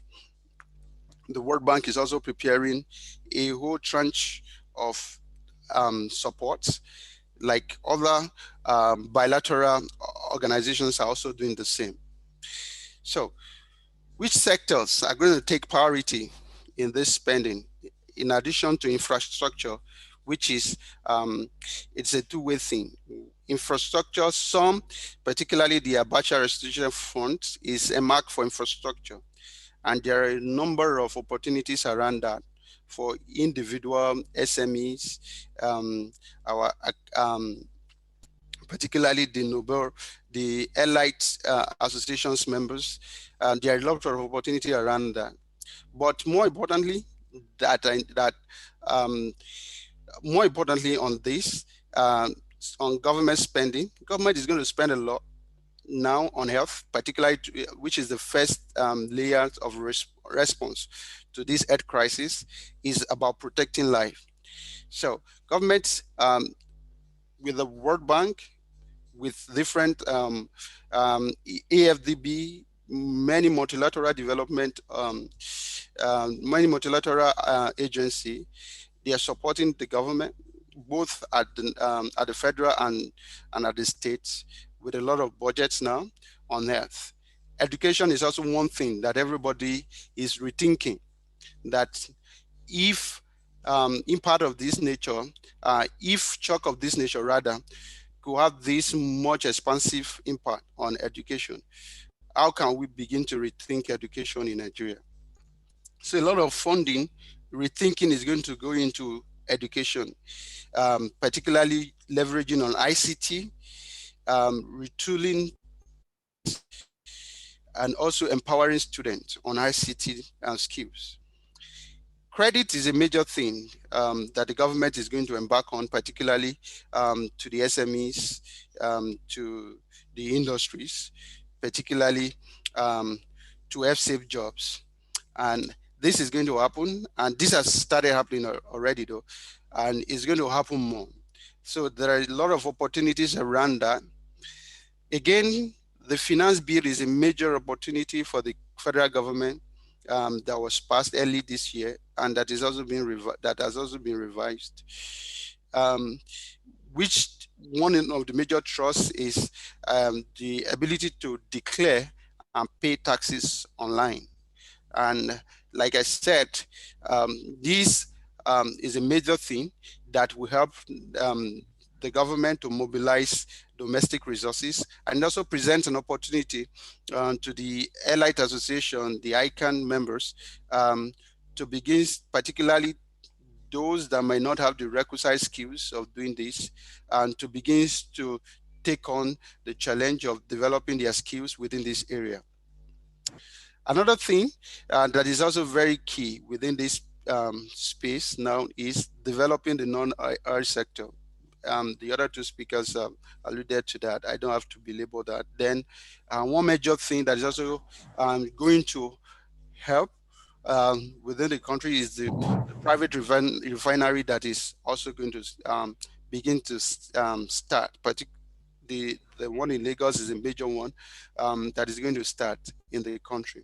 So these are going to be part of the area that are going to provide the domestic resource for the government. So I want to take you to the pros. So what is going to support some of these? Where are these things coming from? I highlighted some few things about pros. So first is because behaviorally, people instinct will be to survive, and after survival, to grow. When we are faced with these challenges as it is now, that is the first instinct. We want to survive. I want to save my job. I want to save my income. I want to be able to sustain at least my way of life, my welfare. I want to make sure that my children are in school and the likes. So this is going to help us to take up this opportunity. Another very relevant pros here is the budget support. The government is going to provide budget supports at multiple layers as it is, as a response to COVID-19 shocks. Just like I said, in healthcare, a lot of budget supports are coming, just like some of them have started trickling in. And like I know, with where I spend most of my time, there are a lot of, that is going to generate a lot of jobs down the line. Public works is also another very big thing that is going to be happening now, particularly for people that are going to lose their job momentarily because of these COVID-19 shocks. Social program is going to be bigger now, just like we have seen the palliative program. The National Social Protection, Social Safety Project is one. It's going to be made bigger. There's a very likelihood that it's going to be bigger, expanded, just like the president has made mention to, that is going to be expanded. And within that, there's going to be a lot of things that and that is going to come under. And one major thing that all of us are aware of now is the CBN stimulus package. It's also another thing that is going to support some of these opportunities that are here and that I highlighted earlier. Again, there are going to be a major credit line provided to the states to help states, given what we all know that is going to come to hit the state very hard. There's a major cut even the projection, just as I mentioned earlier, from about $20 billion from oil to about 2.3 billion dollars. So the states are going to get some stimulus package supported by the federal government as well, to help them respond and to recover. And this is going to also help the people at the household and also help livelihood at the household level. One major thing that is also going to happen is debt service reschedule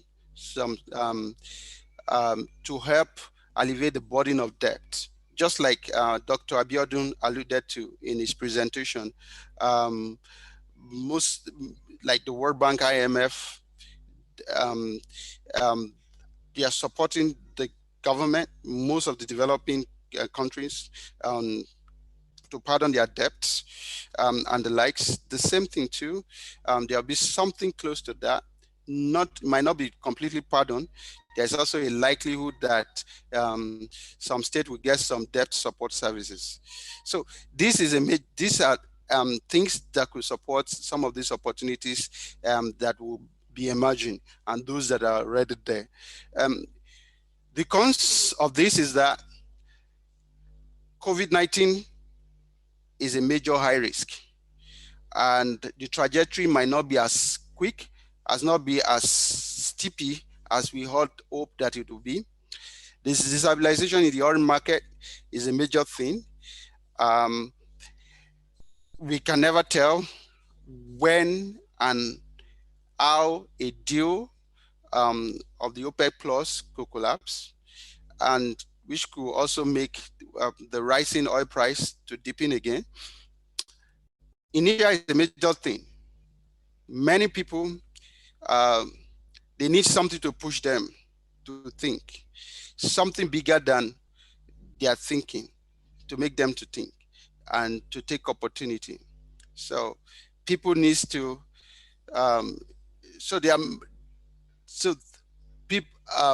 Initial is going to be a major cons around this, I think it's sure. Their governance, transparency, and accountability is also a major thing, which is around governance. Most of these things that are coming, particularly the opportunities that will be springing up, there will be a question mark around governance, which is going to be a major thing, one way or the other, within the context of our country. So, by and large, just to reemphasize, the discussions have been likely at the household level, opportunities that will be available to protect livelihood of people and to improve human capital. Thank you very much for listening, and I appreciate the opportunity to make these short presentations to the Elite Association. Thank you very much. Thank you very much, Dr. Ayodele Fashola, for your contributions on post-COVID-19 evaluation of the opportunities for Nigeria. And we have listened to you from the perspective of the household, from the perspective of the farm, and from the government. There are many questions that have come in also for you, but permit me to quickly go to the next speaker because of time, who is Mr. David Brown, FCA, a fellow of ICAN. Mr. David Brown is the principal analyst for D. Brown Consulting. He is a fellow of the Institute and an international consultant at the World Bank. He was a regional representative at the International Compliance Association and was a senior financial analyst and tax analyst at KPMG. Mr. Brown is a Microsoft most valuable professional, very avid professional with IT skills. He also serves on the committee with me on the ICAN Accountability Index and has contributed immensely to ICAN as a resource person in many areas. When I was president, also he supported ICAN with partnering with ICAN on the e-learning platform.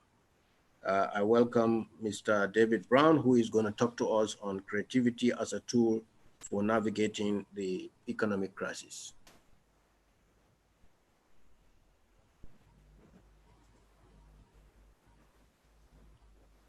Thank you very much, Mr. Chairman. And I would like to remain on existing protocols. Can you hear me clearly? Let me just do some quick technology checks. Can you hear me? I can hear you, but there is a bit of a noise that comes with you speaking. Maybe it's my own connection. I don't know. But go ahead. Okay, so can you hear me clearly? Okay, let me use some little technology to check. Now, everybody, you have tools within you. This is a digital space. So you have a thumbs up tool, right? So can you hear me? If you can hear me clearly, just press that hand tool. I can read the readings right now. Just press that hand tool if you can hear me clearly. There's a hand tool. Okay, I can see it moving up. I have 35 people there right now. Just press that hand tool. If I get to 200, I'll stop. Press the hand tool. Right. I have 325 hands. Oh, okay. Mine is not reading as fast as you. Excellent. So welcome everybody, and thank you very much. I want to really thank the Institute for getting me to talk on this very important occasion and this very important thing, really affecting the whole world. Imagine something affecting the entire world at the same time. So I'd like to bring it home to you guys here. And I can imagine that there are quite a lot of people that are scared. There are quite a lot of people that are worried. They're worried about their jobs, what's going to happen. And I would like to tell you that at the end of this presentation, I have an opportunity for you here. You have it good. You think it's bad, but you have it good. You know, sometimes a crisis kind of reveals certain things, and I want to try and reveal those things to you, right? So creativity as a tool for navigating the economic crisis. I deliberately removed all the technical things I wanted to talk to you about before because the doctor has done a wonderful job already, and my co-presenters have already done a wonderful job. So I want to concentrate on that. What I would concentrate on really is thinking about what affects you right now. You as a person, you as an employee, you as an employer, and what are the ideas that we can share to see how we can move forward. Okay, so that's what I'll do. So just quick intro. So what I do is really more data. So I'm an accountant, FCA, a member of the Institute, and I do quite a lot of work with data. And one of the trends you're going to see me talk about is data, because really that is the new gold. Unfortunately, our old gold, which is crude oil, has crashed, isn't it? So the new gold is data. Just take note of that. And how can you use data to really come out of this economic crisis? And what can we do? How can we take advantage of this crisis? That's the key thing. So I really like interaction. So while you're watching this on your screen, even on your phone or something, I would like you to go to pollev.com because I'm going to ask you questions. You're going to answer, and you're going to see the answer on my screen. So everyone should go to pollev.com. All right, pollev.com. If you go there, all right, if you go to pollev.com, you would see D Brown. Is just type D Brown, pollev.com, to ask you which room are you going to, and you can put this digital room D Brown, okay? And they're going to see a question there right now. I want you to answer that question. So go to pollev.com. I'm going to do it myself as well. And there will be a question up. There's going to be a question up, and I want you to answer that question. The question, I'm going to show you the question in a few seconds, but I want you to answer that question first, okay? Great. Let's all participate. pollev.com, and then answer that question. So the question is, what word describes your current concerns? What describes your current concerns? Or actually, let me ask a question first before I ask that one. Let me know who our audience is. Let me ask a different question. What do you do currently? Yeah, what do you do? Let me know my audience before I move on. What do you do? So obviously, if you're looking at the screen, hopefully our answers are coming out. Can someone confirm to me that answers are coming out? Is it? Can you see them?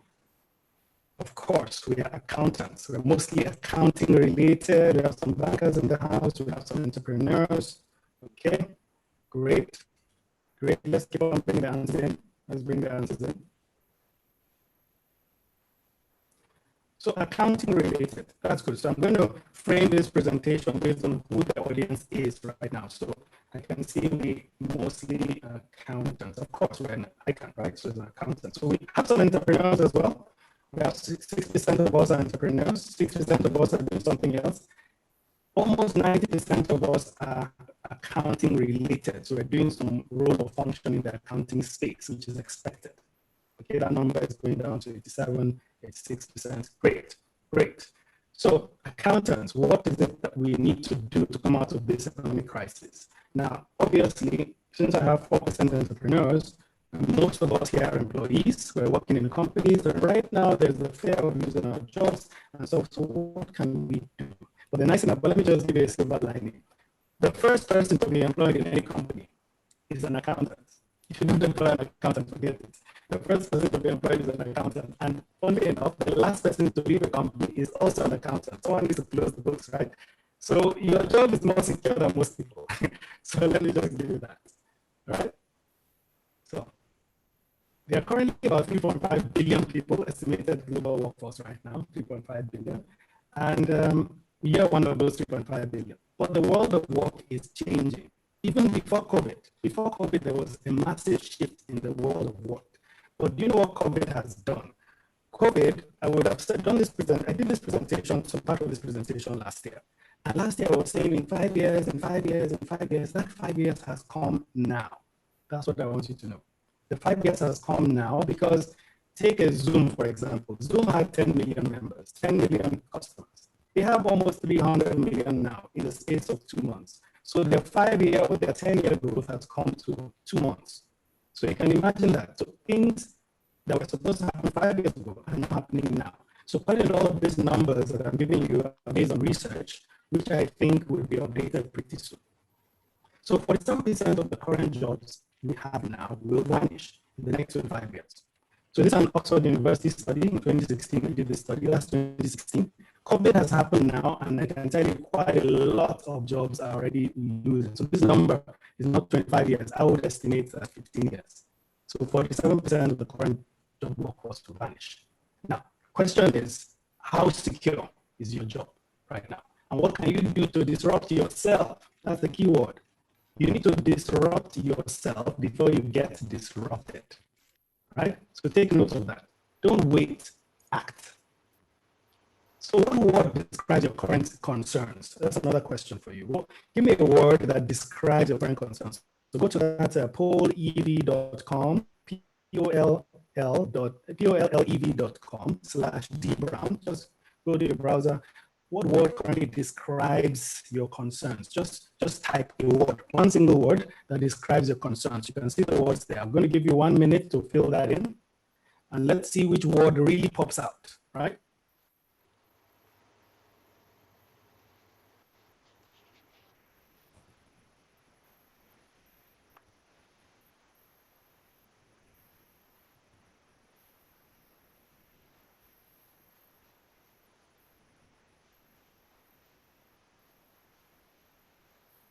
Okay, more words. Let's type in more. Let's keep on typing in more words. Let's see as much data as we can.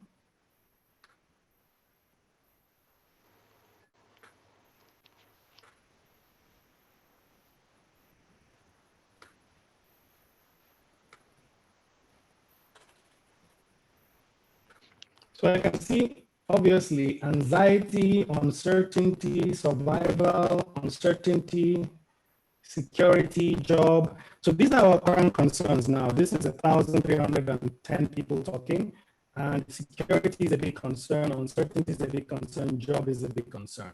So these are the normal concerns that we all have. So what can we do about this? You can see someone that's put a nice image there, right? What can we do about it? I can see fear, I can see opportunity. I'm glad that opportunity is coming out. You can see opportunity because in the midst of crisis, there's always opportunity. And the funny thing is this, the most productivity happens in the midst of crisis. When we human beings become the most productive is when there is crisis. So you have to grab that. You have to grab that as a mindset thing. We need to change our mindset to let opportunity come in. Because when there is fear, you have all this cortisol, you have adrenaline and everything pumping, you go into the primitive side of your brain when there's fear. The primitive side of your brain is survival. So all that creative side, you cut it off by having fear. Yes, there would be fear, but just think about the opportunities, which I want to share with you. So what is currently happening?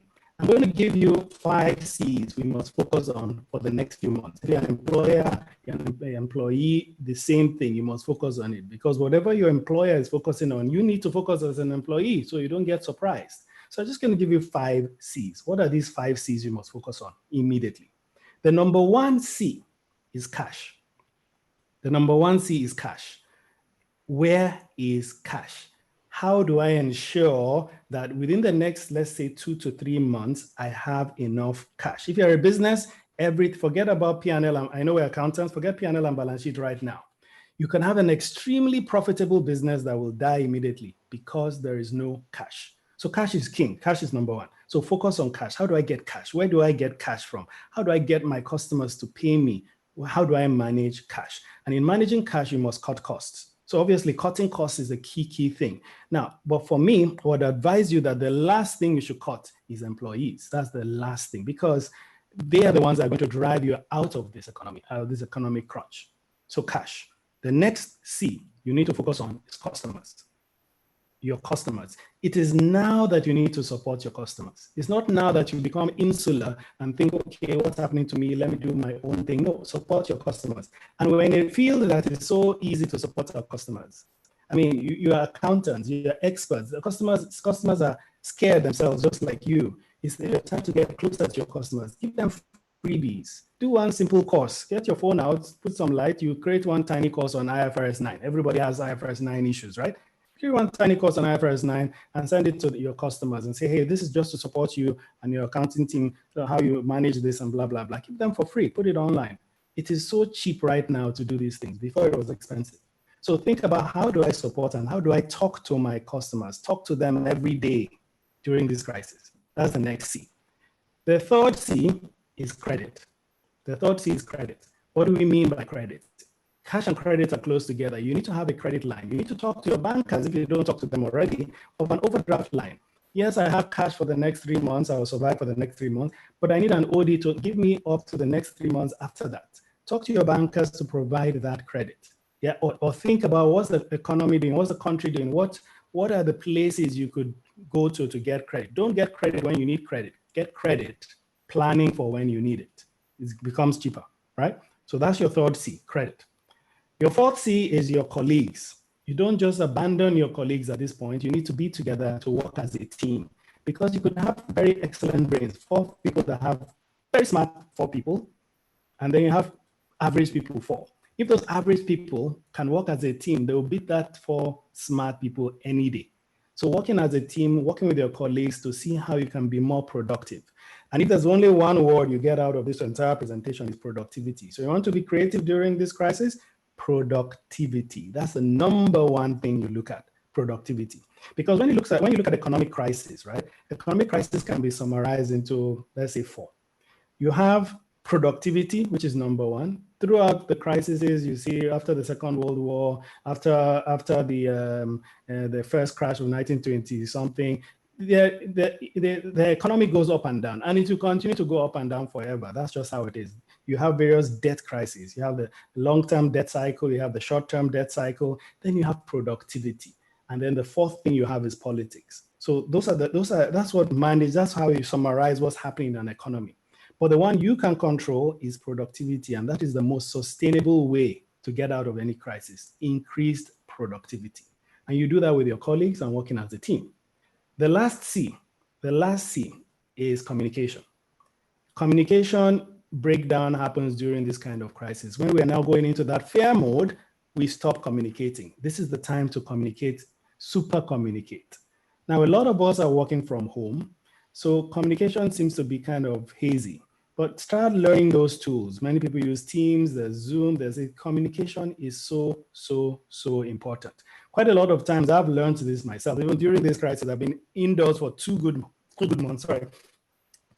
months.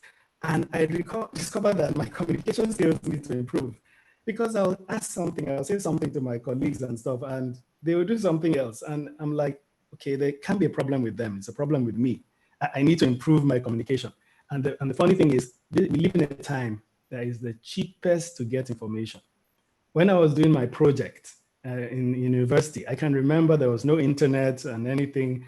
I had to go to all this, some people were selling economist magazines. I needed those economist magazines. So I bought a whole bundle of economics magazines, old ones, and reading everything to do my research. Now, you get everything for free. The data you spend probably is 100 Naira. You get information that you can't believe. I can talk to the US president right now. I'll send a tweet in a way that I know will annoy him, and he probably will reply. Can you imagine that? We're living in an age where data is extremely cheap. Information is extremely cheap. Knowledge is extremely cheap, but we are not utilizing it. But I'll come to that. So, division of labor. This is how we look currently, as in human work is about 71%, machines and algorithms do the rest. But what they projected, and this is the World Economic Forum study in 2018. Now remember, every study you look at that is pre-COVID, just know that you need to redo it because COVID has shrunk time. So World Economic Forum said that 71% of work is human, or labor is human. And in 2022, they're estimating that that will drop to less than 60%. That 42% will be machines and algorithms. Now, that is a scary number, but that number is even more scary because, as I said, things have shrunk and everybody is gone to data far faster. 2025, they're estimating is going to be like 50-50. So that's the World Economic Forum. So who are likely to lose their jobs? Really, who are the ones likely to lose their jobs? And what kind of disruption can you do? What are the creative things you can do to be able to sustain yourself during this period? What can you do now to disrupt yourself, right? So who are likely to lose their jobs? How can you brace yourself? That's the question. Another statistic, I'll drop another statistic, 65% of children now entering primary school, it said that the jobs will not exist by the time they get into the labor market. So 65% of children entering their primary school right now would hold jobs that currently don't exist. That's just a fact. So the least safe jobs are what? What are the least safe jobs? I think automation is blind to the color of your collar. You know, we're white collar people. So automation doesn't care what color you wear. Automation just automates and disrupts. So typically from studies, the least safe jobs are people like telemarketers, loan officers, cashiers, paralegals, taxi drivers. Now legal, you think, why would a lawyer's job not be safe? Well, the thing is, a lot of lawyers, they work on precedents. They work on all the cases of before. Oh, in 1975, the case between Bello and Issa had blah, blah, blah. A computer can completely digitize that data, read the entire thing, and be able to pass judgment far more accurately than a lawyer would, a physical lawyer. So legal work is going to be kind of at risk. We all know why taxi drivers' work is at risk, because Uber is there. But the fact is that even the Uber drivers are at risk as well, because there's going to be driverless cars. Data, right? You see a trend in everything I'm saying. Data, data, data. So the safest jobs, what are the safest jobs? These are the safest jobs. Now, I would have loved to put accountants there, but sorry, our job is not as safe, but the things you can do to make it safer. So mental health worker, occupational therapist, dietitian, physician, clergy, that's your imam and your pastor, is safe, right? Is it safe, really?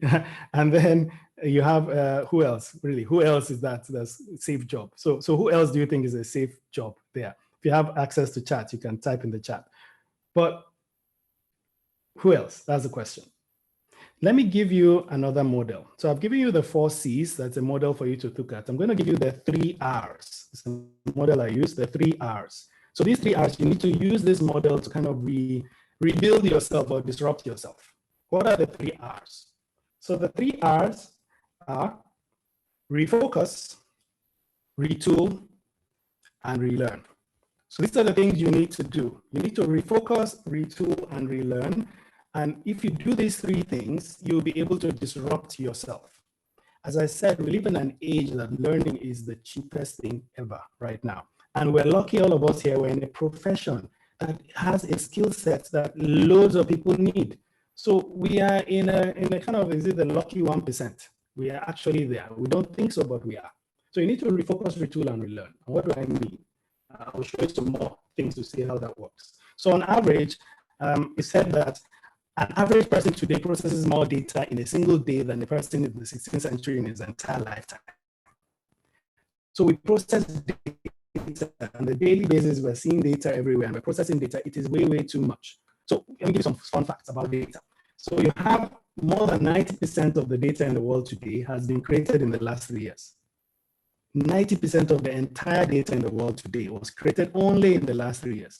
So the rate at which we're generating data is humongous. You hear all this big data and stuff, that's what it's referring to. And we have 50 billion smartphones connected.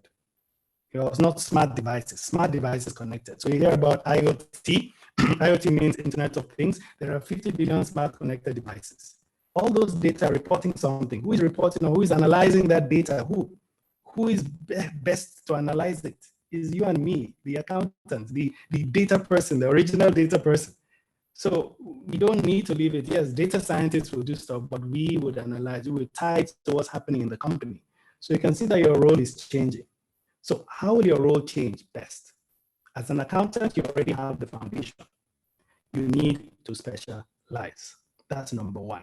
You need to specialize. You need to pick something out of accounting that says, okay, this is a key thing that everybody needs. And let me just focus on that. Let me be the IFRS 9 guy. All I do is IFRS 9. I'm the expert in IFRS 9. And you just start blogging, writing articles and stuff and everything. When someone Googles IFRS 9 Lagos, your name probably be on the first page of Google, right? So you need to specialize. If you want to do everything, forget it. You'll never go ahead with that. Now, once you specialize, you need a data story. So you need that data story behind your specialization. Well, how does data affect what it is you're specializing in? Because if you don't have a data story in what you're doing today, in the future, you can't survive. So that's how you can be creative. Ask yourself, what's the data story in what I'm doing?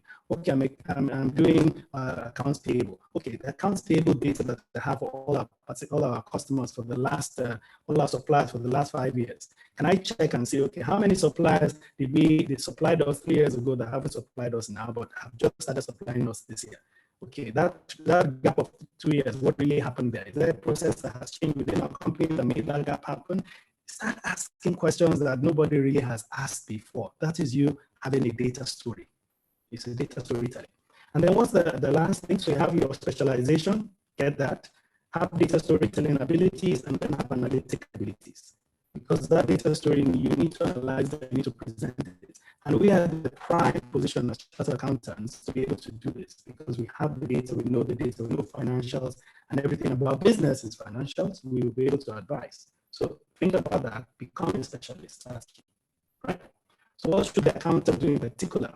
So when you say, yes, you're an accountant, but that's not where it stops. ICAN has done its bit, so giving you that knowledge. You need to take that knowledge and kind of plug in other modules to it.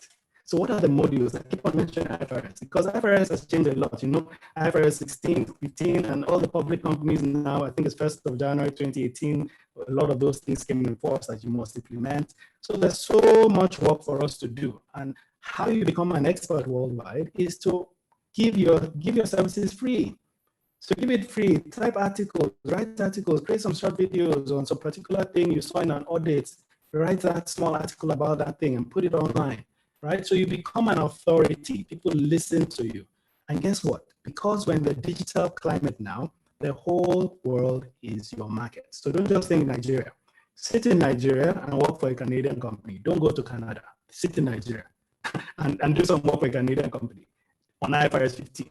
Guess what? You can ask them, they say, I see your financials of the last year. Go and read the financials of the company, random company, and see some errors there. And then write to the company and say, I've done a detailed analysis of your financials. And here's what I think. I don't think your implementation of IFRS 15 makes sense. This is a company you don't know in US or UK or wherever. Take their financials, write to them. If someone reads what you wrote, I can bet you anything they will call you to talk. And that's where it starts. So that's creativity, right?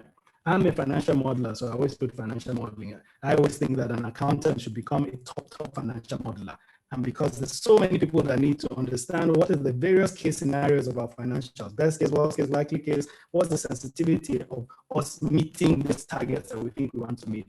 How long before we have to get a loan? right? So these are things that you could do, but please don't do everything specialized. So if you have various accounting firms, what you can do is decide what you do best, specialize in that, get a partner firm that also specializes in something else, another partner firm, and then you guys form a consortium. And each one of you is specializing, not that everybody is doing everything. That won't work. So what do the accountants, what about the people, what communications experts do? So you go to university and you become, mass communication, that won't work now. Become a data journalist. Yeah, take data, do journalism on data.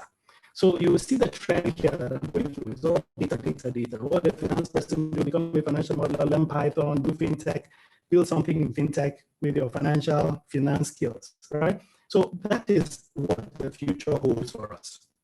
And that's what we need to grab right now. Fintech versus traditional banking, right? So again, the fintech space will kind of eclipse traditional banking. It's a must.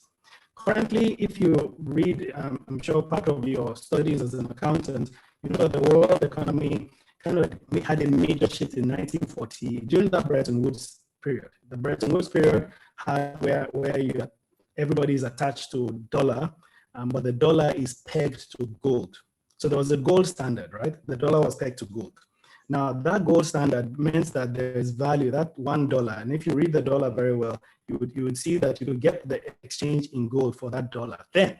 But I think it's Nixon time that he canceled that or cut that peg to gold, which means we have a fiat currency that has 70% of all transactions in the world right now is the dollar. Now that dollar, of course, the US can handle this crisis far better than anybody because they can print that dollar as much as they like and the value will not go down. Because guess what? They've exported inflation to the entire world. 70% of the world is pegged to that dollar, right? So they can handle the crisis by printing money. So when you hear quantitative easing, what they mean is money printing, right? So we can't do that. So what we need to do, we can't do that response. What we really need to do is productivity. We really need to enhance productivity and understand how we do that. Take schools, for example. Schools are closed right now. Yes, it's dangerous to go to COVID, but let's think creatively. Monday, half of the school comes. Tuesday, the next half comes. Wednesday, the next half comes. And the time period that they are not coming, what they can do is, okay, sorry, let me see. I think I have a message. Okay, my time is ticking. Oh, my time is ticking. Okay. So let's move on. Let me quickly move on. FinTech outlook. 90% of our smart users will have to make at least one payment using FinTech. So we use FinTech a lot, or during this crisis it's that we're using to survive. So the core here is increased productivity. The main thing for you to take away is increased productivity. You must increase. So I'll ask you a question very quickly. Tell me, what has been the changes to your productivity after the lockdown started? So after the lockdown, ask yourself, how am I more productive now than I was before, or am I less productive now than I was before? So give me that answer. What has been the changes to your productivity after the lockdown started? Significant increase, reduction, what is it?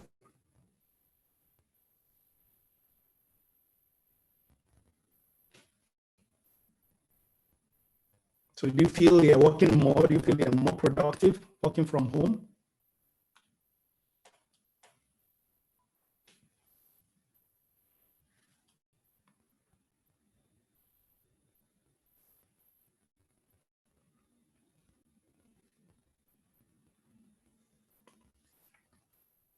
Okay, so I expected this. I expected that our productivity has actually increased, which is a strange thing, you think, because you're working from home and you think working from home means I can chill. No, working from home and the new way of working right now is that you work anytime. Work is when work is. That's what I tell somebody.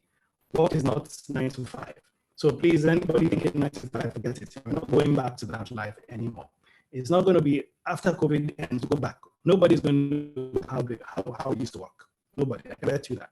So companies are going to have flexi work instantly, and the companies are seeing this data right. I think that we are more productive, which brings me to a major solution for you, which is the gig economy. So you can write that down, the GIG economy, right? The gig economy is what will really help us in Nigeria, especially accountants, survive this crisis, right? That's really what will help us survive. You can see your productivity has increased significantly. And that economy, the gig economy means what's your gig? What is the thing that you can do that can be productive and people need, that you can do remotely? So we're learning that right now, that we can do remote work ourselves. And that is because of the freelancing effect. The freelancers worldwide are really going to own the economy worldwide. I only because now that everybody has seen that you can work from home, guess what? There are going to be loads more freelancers. The nice thing about our own service is that we can do that for anybody in the world. We don't just need to do it for a Nigerian company. We can collaborate and do work for anybody in the world. So here's what the Americans show, that $3 billion, it was paid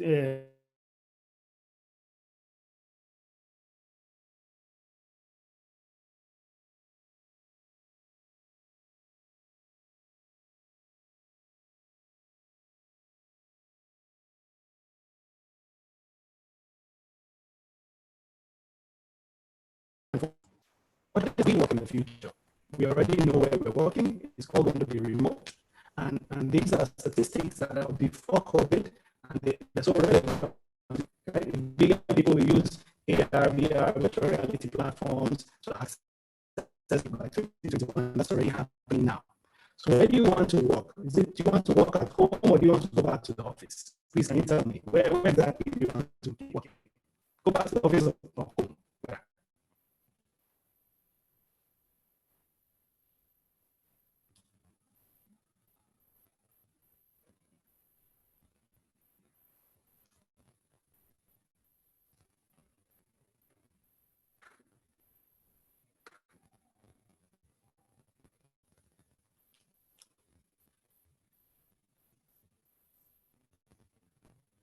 I can see quite a lot of people are answering.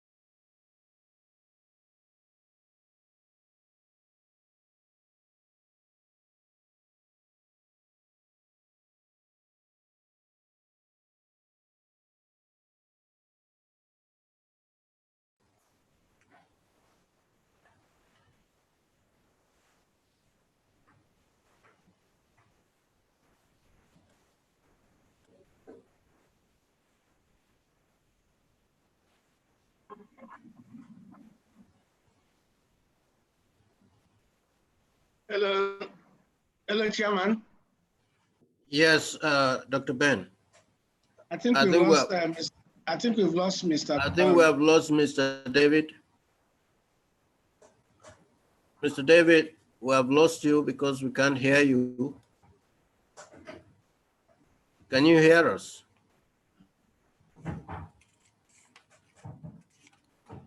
Chairman, can you please summarize from here now? Okay, distinguished participants, we have really had a very exciting time. And in this last session on creativity as a tool for navigating the economic crisis by Mr. David Brown, FCA, he has talked to us about the 4 or 5 C's of cash, customer credit, colleagues, and communication, and also the 3 R's of refocus, retool, and relearn.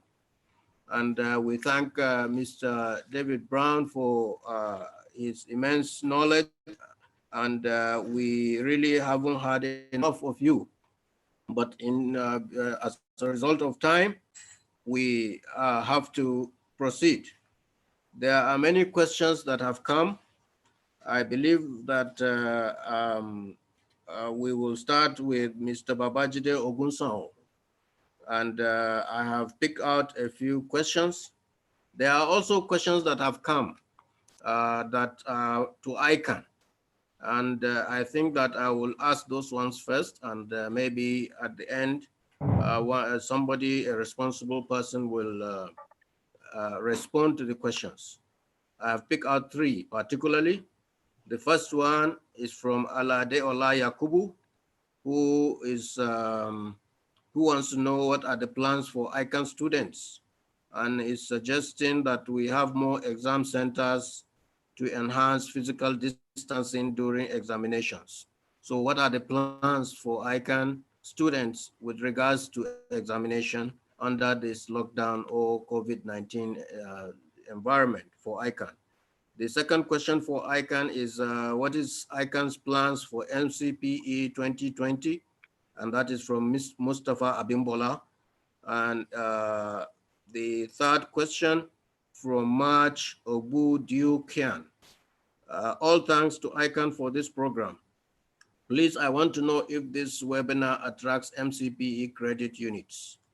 So those are three questions for ICAN, and I hope Dr. Ben or somebody responsible, the Registrar Chief Executive is also with us, will respond to the questions. But meanwhile, Mr. Babajide Ogunsanwo's question, I have like 4 questions. There are many, there are 5 actually. Let me just cut them. But the first one is from Mr. Olubenga Oyenuga, who said a lot of companies will want to downsize after COVID-19.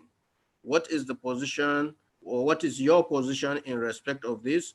And what advice will you give to government in order to avert the situation? That's the first question from for Mr. Babajide. The second question is from Olua Bukunolami Elegbede. So what are the likely relevant skills required post-COVID-19? What are the likely relevant skills required post-COVID-19? The third question is from Kola Oledro Jaye.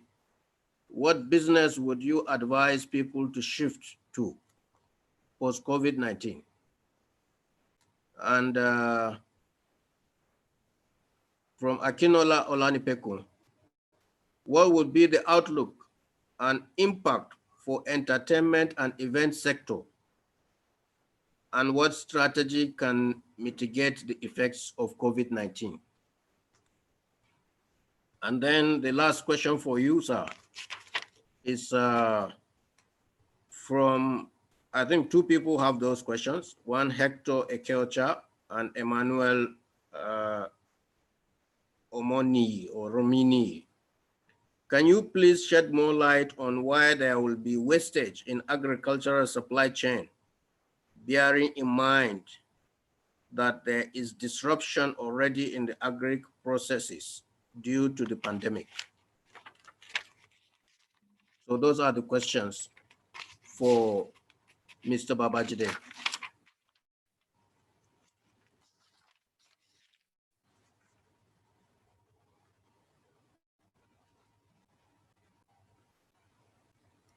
Is Mr. Babajide on?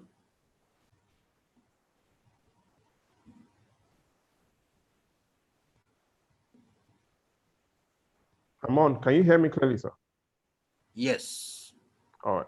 Go ahead, please. I would like to start with a question from Mr. Benga Oyenuga regarding downsizing.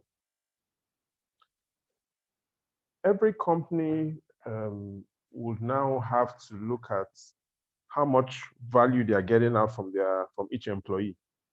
In other words, if it costs me X to keep an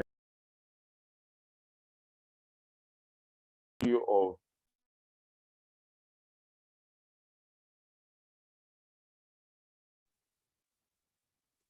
hello? Okay, I'll take that again. The question on downsizing from Mr. Benga Oyenuga. Every company if you're not a non-governmental organization, if you're in for profit, you are looking at the long term. And in the long term, the number one word you're expecting from your employee is value.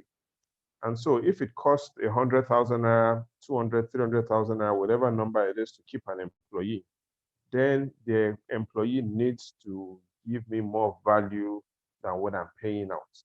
And so that is the number one question business owners will be asking. The number one answer that the employees now need to provide to the business owners is justification why they should keep them, which is I am providing in either services and my work output offers more value than what I'm being paid. And that is going to be the major justification on either keeping or letting employees go. Mr. Unique had also asked my advice to the government, and there are 5 things that I'll say to the government regarding what should be done to improve the economy. The first is the government needs to put in more thoughts towards every project it takes. In other words, there has to be a more thorough and more detailed analysis on where the government is putting its money in. In the private sector, it's similar to a cost-benefit analysis. So the government needs to be more rigorous and, in fact, more vigorous with regards its project investments. The second is, out of the 5 things that I will advise to the government is the government needs to borrow more money. Yes, the government needs to borrow more money. But unlike previous borrowing, the government needs to be involved in high impact borrowing.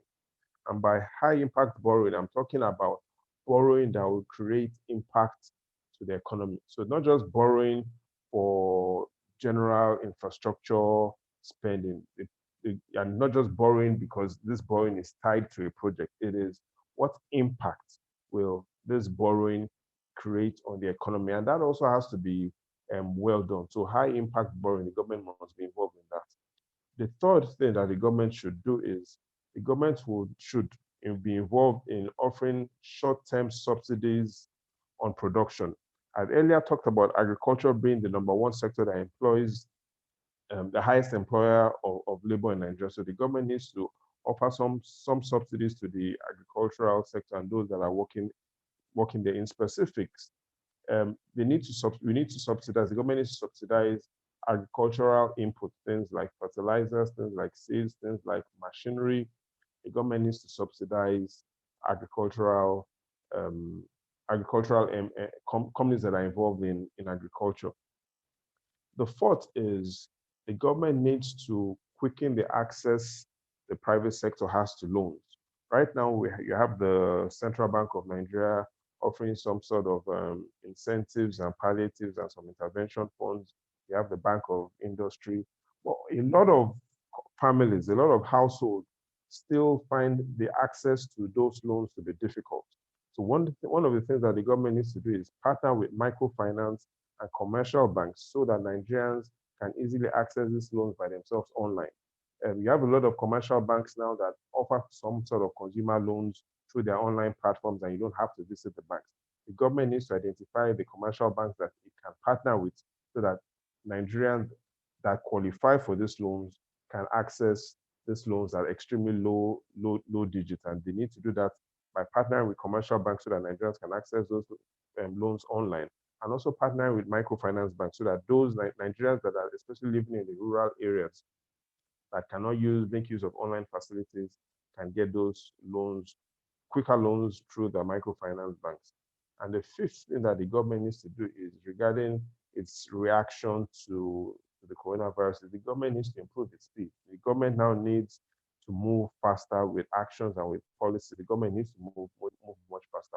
One of in countries that have low fatality rates regarding the coronavirus, the secret is not just they've done better tests or they're doing better tracing. It is the speed of responding to patients that have been diagnosed of the coronavirus. That is the key to improving the survival rates, being able to move quickly on the coronavirus patients. And that is how the Nigerian economy also needs to be structured. We move faster on patients that have been diagnosed, and even regarding our interventions in the economy, we need to move much faster. faster. So those are the 5 things that the government should do.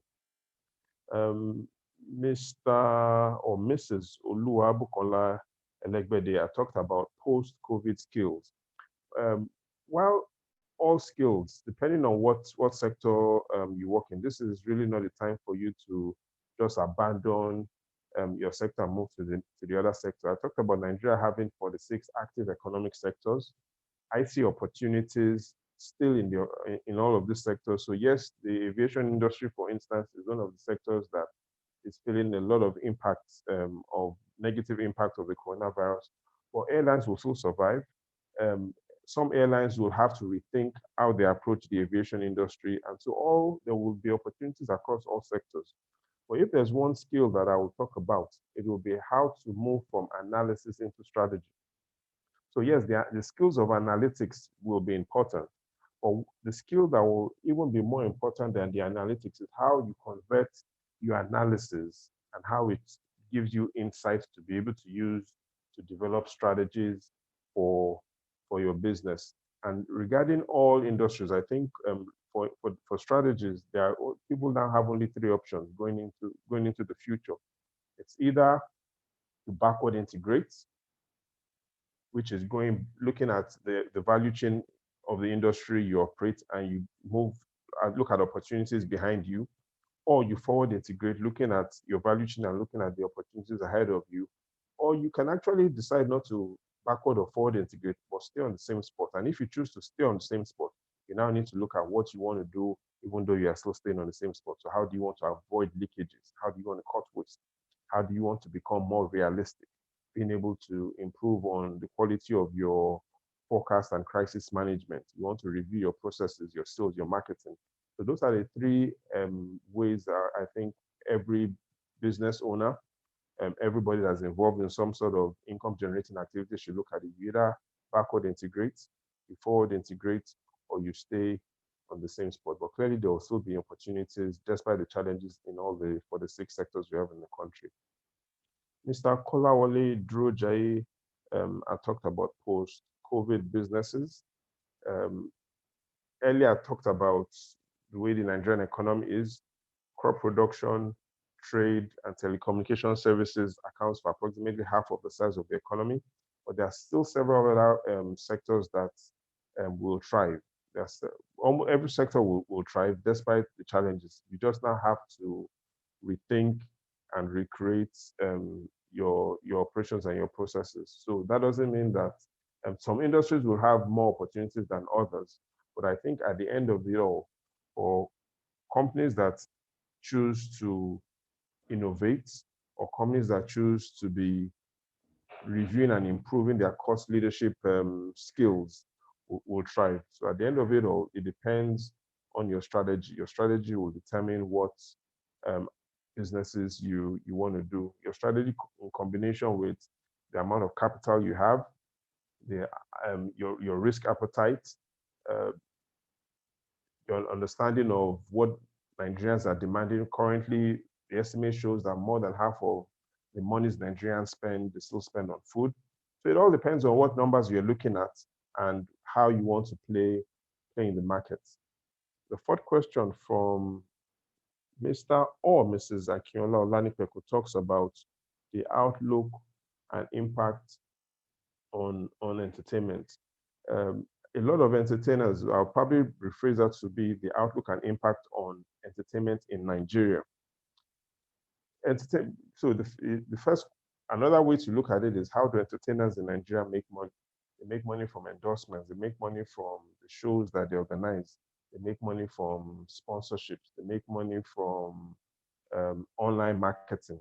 I think until Nigerians get confident and until the world gets confident that the COVID is not a death sentence, that people get comfortable with going back to social lifestyle, I think a lot of the entertainment and the entertainment, a lot of businesses involved in entertainment will be looking towards online entertainment to earn profit. So using a lot of the platforms, using Zoom, using Skype, using Instagram, Twitter. So what the expectations will be depending on the entertainer's followers.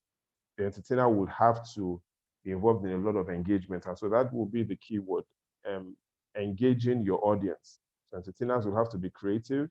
Entertainers will have to find a way of leveraging existing online platforms to earn additional income until they're able to get back to the period where people can go to the stadium and watch shows, people can attend concerts, and they'll have to be releasing their songs and releasing their videos and trying to promote and push it online. But apart from the music, those that are involved in music, those that are involved in acting and comedy will also have to make use of a lot of online platforms. Possibly some entertainment personalities might have to even create their own platforms. So a lot of creativity will go into entertainment post-COVID. Mr. or Mrs. Omoni had asked why wastage my outlook on the agricultural sector talks about wastage. One of the things that agriculture thrives on is free movement. Free movement. At the moment, we are seeing a lot of states enforcing border closures. And with border closures comes waste. A lot of items, a lot of products that are coming out of the farms are perishable. Right now, there is freedom, there's a lot of restriction to not just movements of citizens, but even movements of goods, interstate restrictions.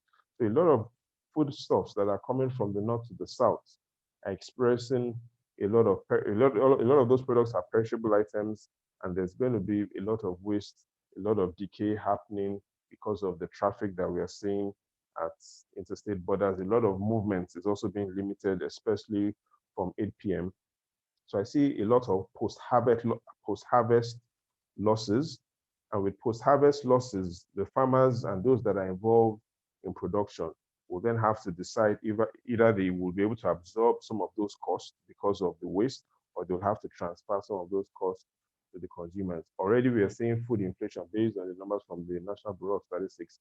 Food inflation is already on an upward curve, and we do not expect, based on the other sectors that are, based on the other connections that are happening in the economy, the forecast is food inflation will still be in double digits for the rest of the year. So expectation is there'll be more waste, post-harvest losses in the agricultural sector, especially for companies, because we initially talked about pre-coronavirus. Families in Nigeria were not demanding. Aggregate demand in Nigeria was already declining, even though there was no coronavirus. So companies will be facing now that we're in the coronavirus, companies will be facing waste due to transportation bottlenecks. And even for companies that are producing, the demand for a lot of their products has already started declining. So a lot of products and a lot of foodstuffs will be going bad in their warehouses. I think I've been able to answer the 5 questions that were asked. Thank you very much, Babajide, for your insight and for responding to these questions. There are actually many more questions, but I think they will be passed over to you so that you respond to them subsequently. Permit me to quickly go to Dr. Fashola. There are quite a number of questions for you, so I will just go ahead and let you know. From Kasim Seriki, he said, dear Dr. Fashola, do you see any massive job loss post-COVID? If yes, which sectors will be most hit, and what would be the impact on the economy? Chitilola Oshino asked, what are the kind of skills we should equip ourselves with to be relevant in the emerging new normal? The next question is, what is the impact of COVID-19 in the workplace, and how will it affect the education sector? The next one from Joy Oshadami. How can households unlock the inactive capital at home amidst the long-term unemployment in which our leaders hijack every job opportunity as professionals are left unemployed. I think there is some other similar question that says, Dr. Fashola, please be more explicit and specific on unlocking inactive labor force in our homes, especially around women. Thank you. That question is from Ijoma Obineche. And the last question for Dr. Fashola is, the world is going to change after COVID-19 pandemic in terms of technology, medicine, medical facilities, education, working conditions at workplaces. How Nigeria will deal with these to boost the economy? And how can common citizens survive during and after COVID-19? Those are the questions for Dr. Fashola, and I will invite you to dive in straight into responding to them, sir.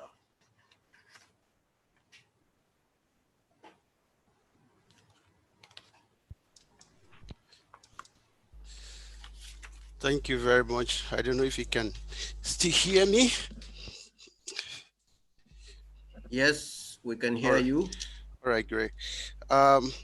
So let me respond to some of the questions as much as I was able to capture them here. One, job loss and impact on economy. The skill sets in managing, in adapting to the new normal. Then I think I captured impact on workplace and education, unlocking active labor, particularly women. Yes, we've all seen some of the statistics that most of the presenters have brought up about the impacts on job loss. Yes, there will be job loss, and the earlier speaker has also alluded to that. So I don't want to belabor that. How will the economy recover from this? That is what everyone is working on, particularly at the policy level. Most people have said, "Oh, we've not seen Oshibajo talking or addressing the press as he used to during the recession in 2015, 2016." This is to let you know that he's leading the economy recovery team, right? And there are a number of policy and investment plan to back the policy that are being worked on. So there will be a lot of, like I mentioned earlier, there will be a lot of investment, just like Babajide also alluded to. There will be a lot of borrowing, impact borrowing, and the likes, to make sure that we can emerge out of this. One way of emerging out of this is by spending, because what has happened is people have been at home, people are sat down at home without working for about 2 weeks, 2 months now. So this is a lot. So we need to put money in the hands of people and make people to be more productive again. The second thing, the skill sets that that are going to be very relevant, particularly at this period. Like I mentioned in my presentations, at this period, one very critical skills that is going to be very relevant this period, and I think the same thing too, Dr. Bram alluded to. We need to improve our human capital. We need to retool, particularly on our professional side, and align ourselves with IT is going to be very critical. And align ourselves to a very critical sector in the economy is also going to be very critical. In addition to that, like somebody raised in the QA section, social capital is also going to be very key. That's what most of us knows, we know as, sorry, my son just walked in. Yeah. So that one most of us knows as social networks is going to be very critical at this stage as well. Another thing that is also going to be very critical at this stage, like I have mentioned, I'll give it to you. Just wait. Sorry, that is part of the home-based work that we do. Another one that is going to be very critical at this part, at this stage, like I mentioned, is soft skills. Most of us, we focus so much on hard skills over the time. We need to build our soft skills at this period. Particularly, most of these soft skills, one of them that is that is going to be very key at this point is negotiation. How do you negotiate well? Particularly, we have people that have wares, they have so much things to offer, but they need to learn how to negotiate well. They need to have another very critical soft skill is personal initiative. We've done a study before, around on personal initiative. There is different kind of modules around personal initiatives, and it has shown that it's very critical, particularly in this 21st century that we have. So that is also going to be very critical. It teaches how to self-starting, particularly at this period. How do you begin to think critically and to move on at this period is very key.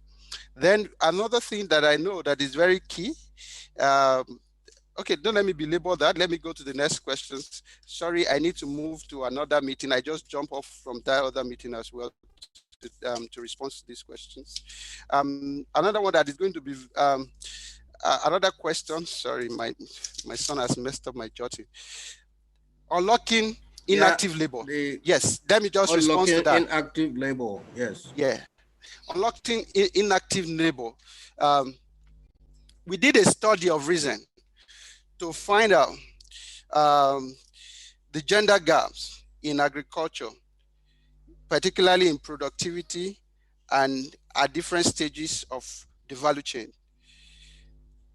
It will amaze you how big this gap is. I don't want, we're talking with different people at the ministry and at the federal and at the state. I don't want to, these studies, we are going to do a big validation around it. So don't let me begin to say, but I can tell you that the gap is big. And we also did the costing of what is the economic value of closing that gender gap, both in agriculture sector, in which sector, particularly in the private sector, the gender gap is so big. Because in the public sector, there is some high level of policy around gender, but the private sector, that is very last to a large extent. We also did work around the informal sector. So if we are able to make women to work as men work, it's going to hurt, particularly like I mentioned in agricultural sector, about $37 billion to our GDP. I'll check the figure and I can update it in my slide when I share it. So this is very critical. So where are these inactive labor?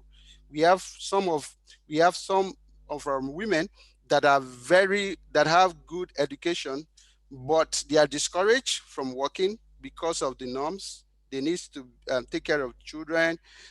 Some not because of that, because they could not compete favorably with men.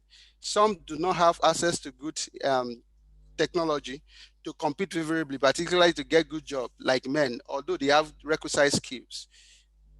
So these are part of critical issues that to emerge from this economic downturn that is on us already, these critical labor, we need to tap into them, particularly for household resilience. Like I've mentioned that my discussion will be more on household, for household resilience to be able to emerge out of this.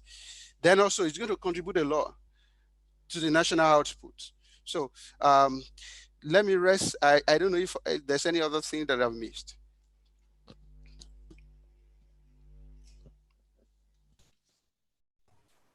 The one last question from Chowdhury Singh that you have not addressed, and it is that the world is going to change after COVID-19 pandemic in terms of technology, medical facilities, etc. How will Nigeria deal with these to boost the economy, and how can common man survive during and after the COVID-19? Thank you very much. That's the last Yes, yes.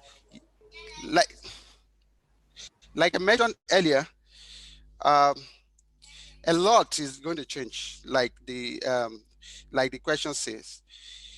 But one thing is that I'm not speaking Odin brief for the government, but with where I sit, with whom I work, I can tell you that there is a lot being done to respond to this crisis, and at multiple sectors: health, education, social protection. The social protection is going to be expanded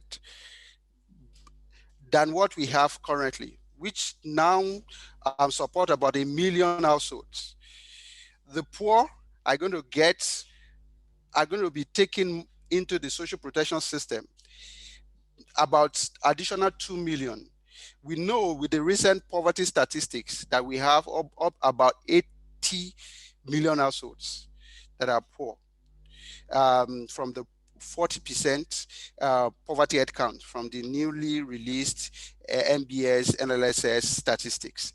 But one major thing is that there are a lot of plans. I give you an example of what I know that is likely going to help to respond to some of these things, particularly to cushion the effect on the poor from the social protection side of things.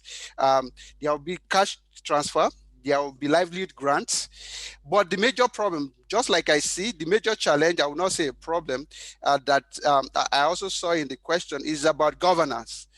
How are we going to be sure that these things are going to be delivered to the right set of people, which brings in the question of accountability, transparency in the nature with which some of these supports are going to be channeled to the poor or to the most needy or vulnerable households in the country. So with some of the development partners that are working on this with the government, the system of accountability is actually built into this. So one thing that I will encourage citizens and Nigeria, particularly the professional here, is we need to be aware of what is happening, and we need to seek out information. These things are going to come, but some people that are not informed are going to be caught unaware about some of this policy response to this challenge. So information is key, communication is key, human capital is key, the social capital is very key in responding to this, particularly from the household level. Thank you very much. I don't know if I've been able to address that. Thank you. You have done justice to the questions. Thank you very much once again. And he's running to another program, so let's give him a round of applause for his contributions. Thank you very much, Dr. Welcome. Thank you. Fashola. The last set of questions, of course, go to my very good friend, Mr. David Brown, who took us on creativity as a tool for navigating the economic crisis. And there are just 4 questions. The first one from one Umar Zakari: what the implication of the pandemic on procurement and supply chain subsector in the country? What strategies should be put in place amidst dwindling revenues to ensure value for money, efficiency, and effectiveness satisfy the emerging needs of battling the Nigerian economy? That is the first one for Mr. David Brown. The second question is from Tayo Salau. For those who may likely lose jobs, what are the strategies to put in place to survive the job loss? Then from Mark Onajoke, he said, please, what are the 3 R's? Refocus, relearn, and something else. So explain them, what you mean by these 3 R's. I think is the refocus, retool, and relearn. And he didn't catch the retool part of it, but he wants you to delve into them and just give them some explanations. And then finally, the last question is that you say quantitative easing, that the American government will print dollars, but Nigeria can't print money. Why can't Nigeria print money? That's the question. So that is, those are the 4 questions for Mr. DB. Please go ahead. Hello, can you hear me now? Yes. Yes, sorry, I apologize for... And your audio is better now. Oh, wow, the audio wasn't that good before. No, sorry. There were lots of comments about it. Oh, sorry. I didn't put the mic close to my mouth, so you can have a device. Yeah, okay. All right. Thank you for that. I'm sorry for not completing the presentation. I only had like 5 minutes left, but our new economy of digital and power, and not power, it's in internet, spoils that. Okay. So first, last question about quantitative easing. So I like that word, quantitative easing. You know, most people will not even know that just means printing money. So the US can print because, I mean, you have dollars right now. You probably have dollars in your pocket. Hopefully you could get dollars. Why do you want dollars? Because you have a kind of trust in that paper, that currency, right? So it was printed in the US. I mean, it was printed in the US and sent to you. So they could go ahead and print as much as they want and not have the same effects that Nigeria would have, because printing money has an inflationary effect. It should have an inflationary effect. So the question is, if you print money and it's here in Nigeria, and everyone in Nigeria is using it, and I have more of this money that is kind of worth less, it should be worth less. But then worth less to who? To Nigerians. But the America will print money and they can spread it to the entire world. So the people that they're dividing it to is much more. So they can print money without as much effect as it would for Nigeria. If we print money to solve our problems, it's not going to work, unfortunately. So that was Mark. Then Mark was asking about the 3 R's: refocus, retrain, or relearn and retool, or retool and relearn. So refocusing the current reality has changed. So whatever business plans you had, whatever strategy you had, whatever vision you had, you need to go and look at it again and refocus for this period. So based on the current realities, that refocusing is key. Now in that refocusing process, you would see that the tools you currently have probably are not, will not probably see you through. So you need to retool. That's where the retooling part comes in. And then, of course, once you retool, you obviously need to relearn a lot of things that you knew in the past. You need to relearn them. You probably need to understand that coding is a thing. You need to understand how to not become an expert data analyst, but you need to know exactly how to code 1 or 2 things. You're using accounting software. There's a new software for IFRS 9 and all these IFRS things that automated for companies. So you need to relearn. Relearning is a constant. So that's the 3 R's. Taiwo asked, who may likely lose jobs, and what's the strategies around that? I think that's the question. So, well, I had a slide up that said like 50% of jobs will be lost, and most of what the kids are learning now, one day when they go into the job market, probably the jobs that will not even exist right now, they'll be existing then. So for me, any job you can think about, anything that can be... Can I just interrupt you? Your voice is cracking, so if there's a way you can improve it. Thank you. All right. Yeah.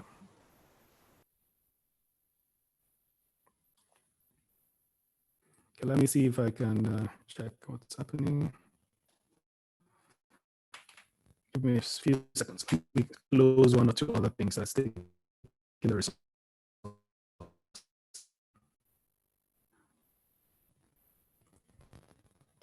Should be better now. Is it? Hello? Go ahead now. Is it better? It's better now. Thank you. Okay, great. So, so I was saying that what jobs are likely to be lost and what strategies do you have to stop that? I said something about disrupting yourself. You need to disrupt yourself. So you need to be open-minded at the fact that this job I've been doing for the last 20 years, it could be disrupted. So you take Blockbuster is a classic case in the US where they were producing all these movies in cassette tapes and everything, and people go to borrow movies in cassettes. And then this small company started at one corner saying that people can log online and watch movies. And they're like, how on earth will people spend 200 gigabytes of data to go and watch a movie? That just doesn't make sense. And they were making billions. But the issue with that is when the shift happened, they dropped from billions and billions of dollars to zero in a very short time. And that's usually what happens when you don't think out of the box and you don't think strategically. You have to think strategically to say, how am I going to be disrupted, right? And what I think you should think about is excess capacity. Just look around the world for any excess capacity. And what do you mean by excess capacity? I'm looking at my couch right now. My couch is nobody, I have a couch in my office right now. So it's just there sitting down. And somebody looked at this couch and thought, this couch, it should be able to make money for me. And of course, you know where Airbnb came in. Yeah, so Airbnb, that's the idea. So somebody was trying to get a place to stay. He couldn't get a place, so he stayed in his friend's house on the couch. And it's like, I'm sure there are many people like me that want to have a place to stay. So all you need to think about is think about excess capacity anywhere you are. Once you think about excess capacity, even your own excess capacity, for example, you have 3 lives every day. I tell people that we live 3 lives every day. You live 3 lives every day. 8 hours of work, 8 hours of rest. What are you doing with the other 8 hours? Ask yourself. 8 hours of work, 8 hours of rest. What are you doing with the other 8 hours? Many people used to say traffic. Well, there's no traffic now. You're working a lot from home, right? So that 8 hours is what you should go and use to go and think through this strategically and think, okay, what excess capacity do I have in myself that I can sell, right? What can I sell? So someone asked, I think that leads to the other question of supply chains and value for money, and very long question, in fact, I couldn't write everything. So that excess capacity that you have, get it. And maybe you don't have excess capacity. Maybe you have a certain skill set in something, then go and relearn and spend that other 8 hours we're wasting, because the most important thing in the world is not money, it's time. The most valuable thing is time. And I've just told you a third of your life that many people are just wasting, because we live 3 lives. That third, use it well. So implications for the pandemic supply chains. Well, supply chains have been disrupted worldwide. Everybody has come to realize that China is your supply chain. Everybody, oh, my supply chain. No, China. China is the supply chain. And people have seen the huge risk of having your supply chain in one place. And you know how we have just-in-time manufacturing and all this. You know, we learned a lot of all this very good ways to manufacture things. Globalization is a good thing. It reduces the overall cost, but then there's the risk element. You've now relied on one supplier. And the world is coming to realize that. And what I think is going to happen is unfortunately, people are going to be insular. So how do you solve the supply chain issue? You should look at it strategically with China. I have a more holistic way of approach, but some countries are confrontational, because at this time that the world is stressed is the time that we should all come together to solve this problem. But we are not. Unfortunately, quite a lot of us are not doing it. So I think it's going to get a little bit worse before it gets better, unfortunately. But the alternatives for supply chain in Nigeria, we started doing it during our own previous crisis, our own currency crisis at that time. We were looking for alternatives. I remember Nestle currently, I think 80% of whatever it is they used to manufacture is produced in Nigeria, 80%. So if you look at their last financials, for example, their debts profile, they've reduced the debts that they have from their sister companies, which is in dollars and stuff. They've reduced that significantly. There's more Naira debt. So they've changed their supply chain. They've adapted their supply chain to fit the current economy and to fit the current condition. So we Nigerians are very creative, extremely creative. We will change those supply chains, and we have already started. We just need to kind of enhance it. And we have the best soil, one of the best soils in the world for planting. We're blessed with so many things. And people will start realizing that and using it. So yes, supply chains have been strained, but I think we're in a prime position to make that better for ourselves. I don't know if I have answered all the questions. Your mic is off, sir. No doubt you have addressed all the questions, and we are really happy that you are able to share your expertise with us today. As we speak, there are still over 1,000 people on this webinar, and that is to tell you that the webinar has been very popular, and it is really full of knowledge and insights on on strategies for mitigating the economic crisis. I want to say a big thank you to ICAN for inviting me to chair this very valuable session. And now I think, is it Dr. Ben, is it the registrar who will address the 3 questions from ICAN side? Otherwise, I would like to proceed quickly to towards closure of the webinar. Chairman, I can address those questions. Oh, okay, please, quick one. Thank you, Dr. Ben. One of the questions is the future of ICAN exam. At the moment, ICAN is assessing the prospects and modalities of migrating to online exam, because we cannot stay and fold our hands. And this year, ICAN should have started 3 direct exam, commencing from March. And unfortunately, because of the COVID-19, that exam could not take place. And nobody knows when there will be opportunity for exam to take place. So going forward, ICAN will be devising modalities for online exams. The second question has to do with MCPs. ICAN is also devising the process of using effectively the benefit of webinar, Zoom, and e-learning to devise our MCP. So what we have experienced today is part of the benefit of e-learning, webinar, and Zoom. So wherever we may be, we can benefit and participate on ICAN MCP program. The last one, and not the least, is the credit hours available to today's event. Today's event is recognized as a 2 credit hour event.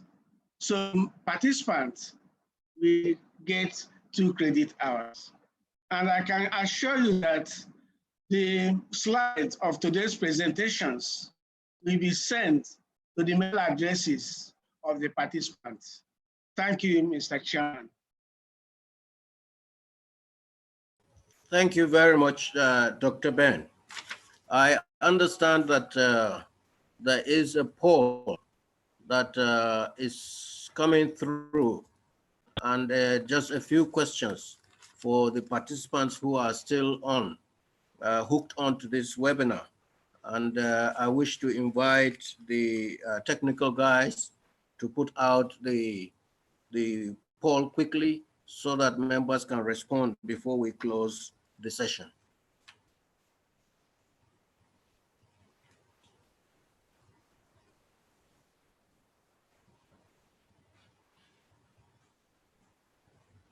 So we have the first one there.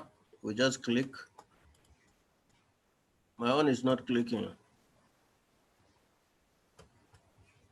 Okay, because panelists have not been allowed to participate in poll. Thank you. I see, okay. So the first one is there, select your gender. Yes, the poll is running, and we have male 75%, female 25% still running. 634 has responded out of 1055, 61% voted, still running.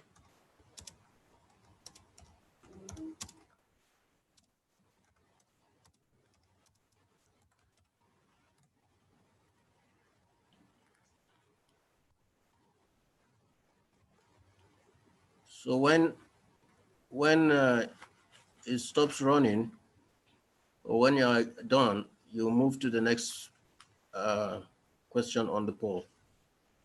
That's correct, sir. Does that mean that we're going to allow to get to 100%? It's currently at 8%, sir. 729 out of 1057 has voted.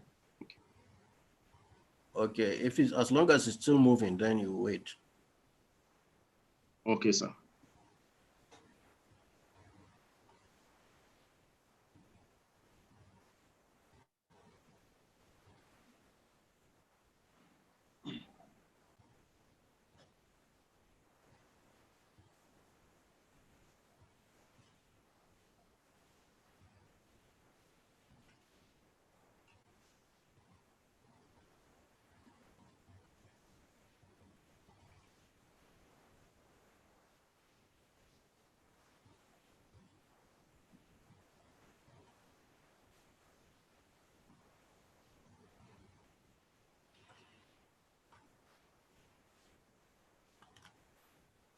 Is it still running? Yes, sir. Currently 73%, 70 out of 1051 still running, sir. 74%. It's been on for 2 minutes, 23 seconds. So can we go to the next one? Okay, so I should end the polling. So polling result as at now is 74% of male and 26% of female. So I end this polling process with your approval, sir. Yeah, is that the only question you have, or other questions are coming? I will end this to launch Okay. the next. Go ahead, So please. Thank you, sir.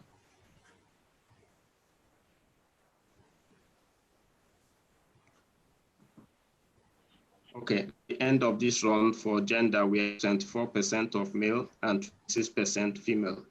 800 voted. So I'll move to the next one. Yes, okay. So are you able to see if people raise their hands and see their names? Names, no. But the people who raise their hands, yes, I have 52 attendees who are currently raising their hand. Should I go to the next poll, sir? Yes, go to the next poll, and I want to ask all participants to please put down their hands. That is on raise your hands, because there is something that we're going to do. So we want the raise the hands to be fresh. Okay, sir. So the question that is up now is appraise the government handling of the crisis on the scale of 1 to 10. That's correct, sir. Appraise the government handling of the COVID crisis on a scale of 1 to 10. I think you're talking about the federal government. Yes, appraise the, okay, federal government, yeah.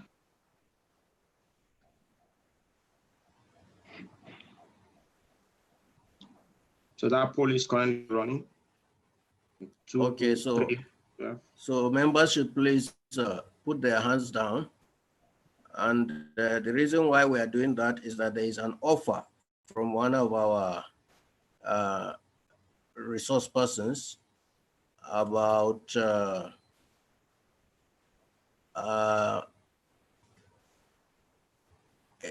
prize that will be given to a lucky accountant who will sit at the next advanced financial modeling virtual course. And the course, I understand, is worth $1,500. It's a virtual course running over a 7-week period. So we are going to ask members who are here who are interested, and will have the time to do that, and they really have value for it, to raise their hands. And then Mr. Henry will select one person out of all the raised hands randomly. And then that person will be named, and he will be the winner. He will be the beneficiary of this opportunity from Mr. David Brown. Henry, I hope you got that. I got that. The members will raise their hands. Then you randomly select one and name the person, and he will be the winner.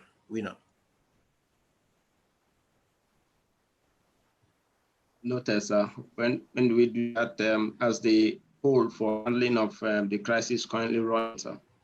Okay, after the poll. Noted, sir. But members should be ready to raise their hands. Yes, they're already raising their hand. 293 raised their hand currently out of 1,054 attendees. Currently, the poll on the handling of the crisis is 773 out of 1,043, representing 74%. So go to the next question then. I should stop this, right? So yes. Currently, how many more questions on the poll? We have the next one, which is, we have two more: productivity. How has your productivity changed compared to before COVID-19? I'm launching right away. Call from ICAN-ngr. Launched. So that is the second to the last question. How has your productivity changed compared to before COVID-19?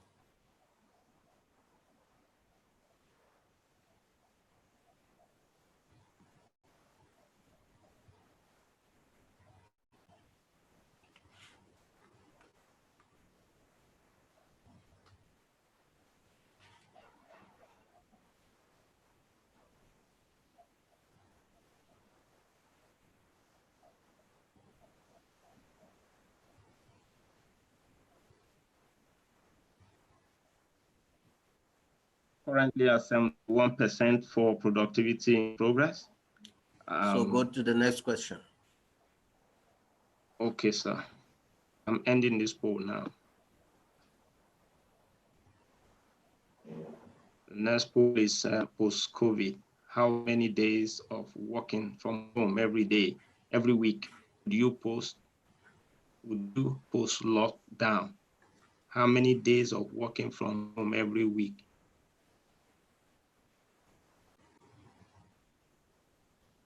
So I'm launching that.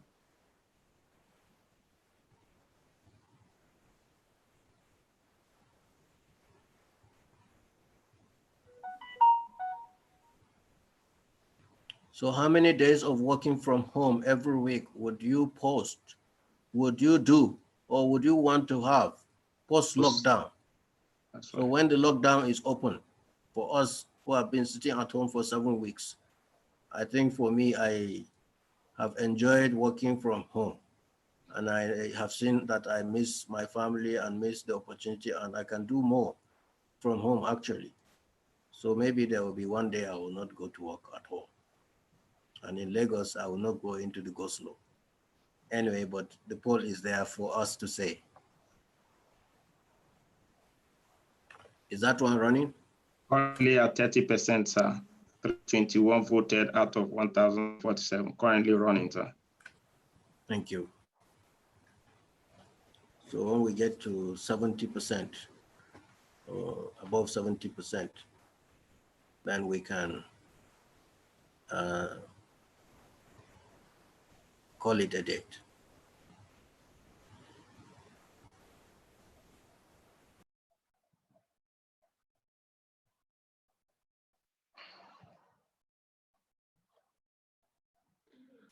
Currently at 76%, sir. I end the poll, sir. 78% now.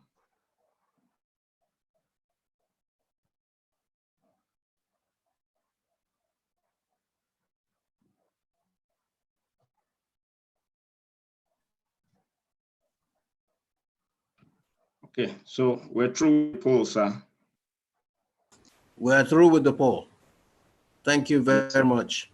Thank you, delegates or participants, for responding to this poll. We really appreciate your participation in the polling and also in this economic discourse. Finally, we have this offer of one slot for the training. And that slot, people are going to raise their hands.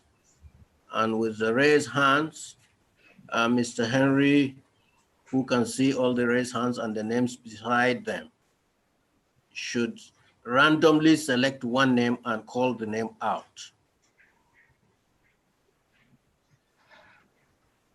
Okay, And, sir. So what I'm going to do is to drag the slide perhaps to the middle of the raised hands, and I'll call the name there. Go ahead.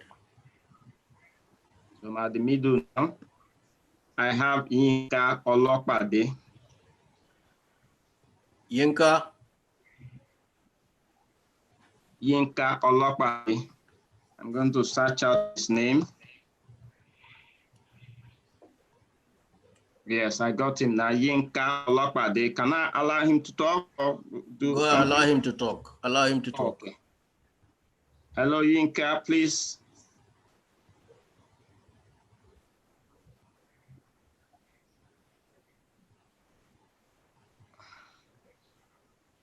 Maybe I'll promote him to a panelist temporarily for now.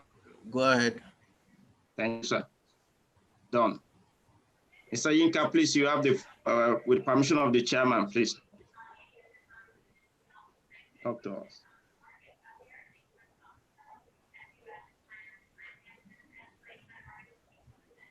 Mr. Yinka Olopade.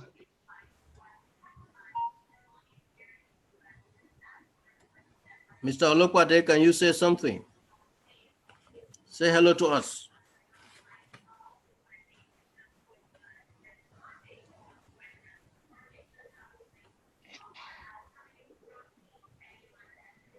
I think maybe he's not there.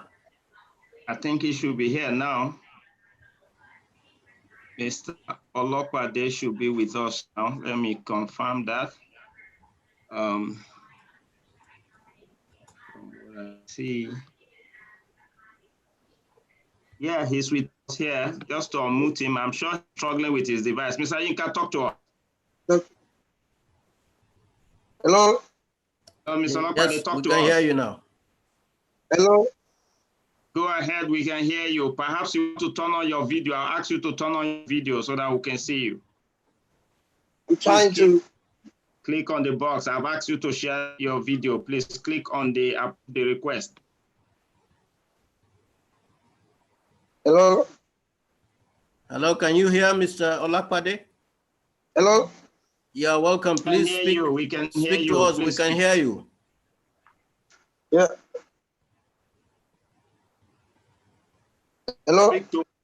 We can hear you clearly. Please speak to us. I can't hear what Can you're you tell us saying. your phone? Tell us your phone number, please. 08028281193. Are you hearing me? 08028281193. Yes. So you are the lucky winner of the training offered by Mr. David Brown. So we will use this phone number to reach out to you. Congratulations. Okay, thank you so much. You're welcome. Thank you. Mr. President, okay, distinguished. I think he's sharing his video. I think he's sharing video. It would be lovely to see his face. All right, beautiful, go ahead. Beautiful. This is it. This is the lucky winner.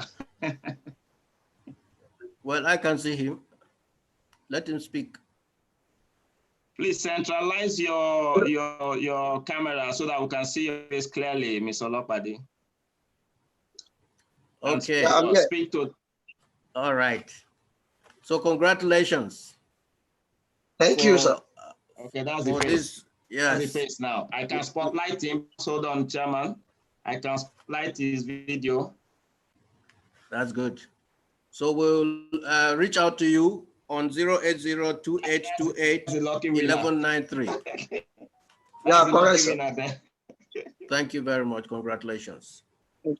Mr. President, really time is fast spent, and I want to thank ICAN once again for this resilience and being nimble enough that we are able to hold this very, very enlightening and enriching discourse on the Nigeria economy with the theme of the post-COVID strategies for mitigating the economic crisis. Just to close now, I want to once again thank the members of council, thank the president for making the institute responsive and innovative for us to have this. And also to thank our panel of speakers, Dr. Biodun Adedipe, Mr. Babajide Ogunsanwo, Dr. Ayodele Fashobon, and last but not the least, Mr. David Brown, FCA, for their contributions and immense participation. I want to also thank about 1,004 participants who are still on this event, and thank you all for the participation. We have really had a robust session. Mr. President, I will give you to say the last word before we go. Okay, I thank you very much for chairmaning this occasion. At this point of lockdown, I think we have used you for 2 days or 3 days now, and you happily accepted to do this job for us. We thank you very much. And Henry, we thank you, the resource persons. We are most grateful to you, the participants, and the technical persons, Dr. Ben and his team. You have done very well. If not that we are meeting verbally, I should have raised my hand for you to shake, but maybe some other time. You have done very well. Thank you very much. Thank you. Thank you, President. I now hand the proceedings back to Dr. Ben. Thank you, Chairman. Thank you, ladies and gentlemen. You agree with me that it's been a very, very useful and important day. We thank ICAN and we thank the participants for having the patience to be here for over 3 hours. We thank you very much. Thank you very much.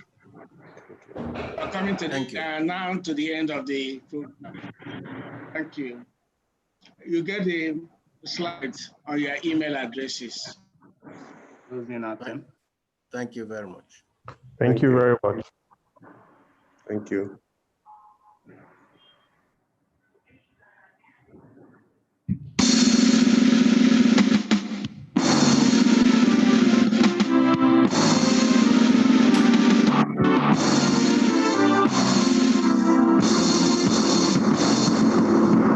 Let's go, I can found the treasure in triumph of an array, standing stronger in harmony, building our land together,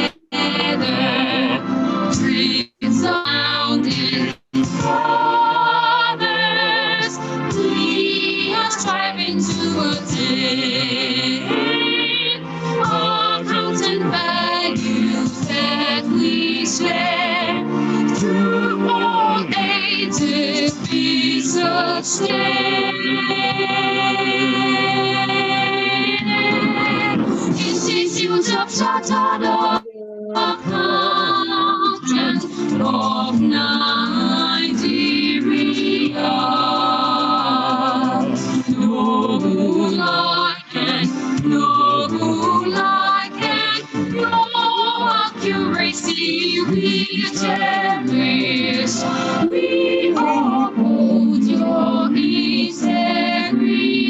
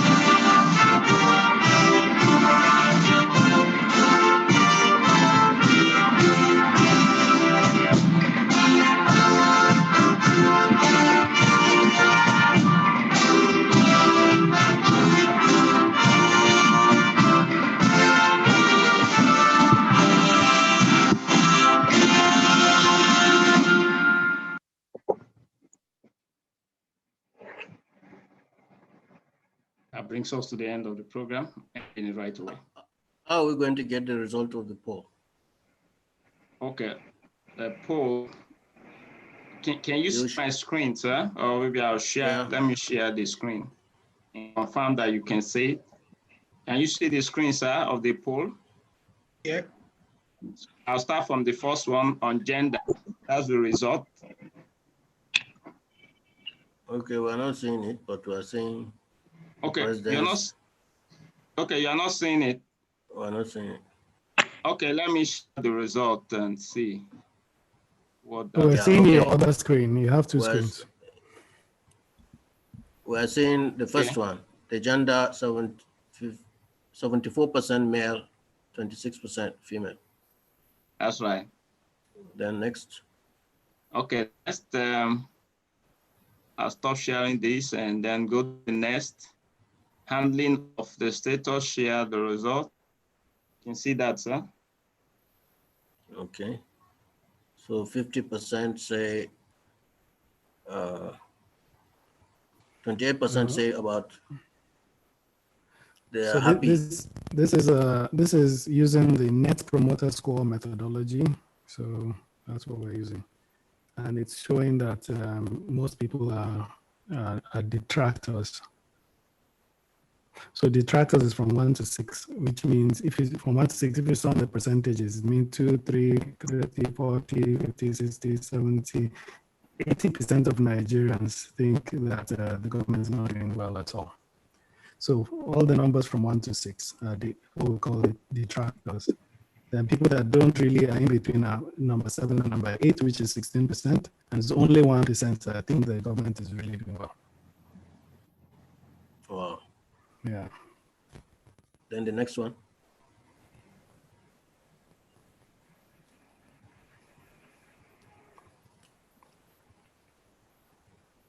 Mm-hmm. Oh, better. Yeah.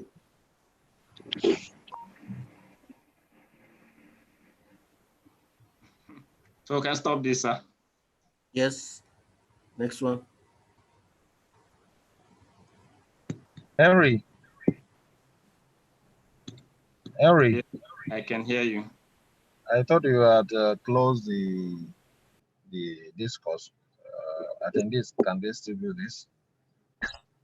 Yeah, we can still see all everything.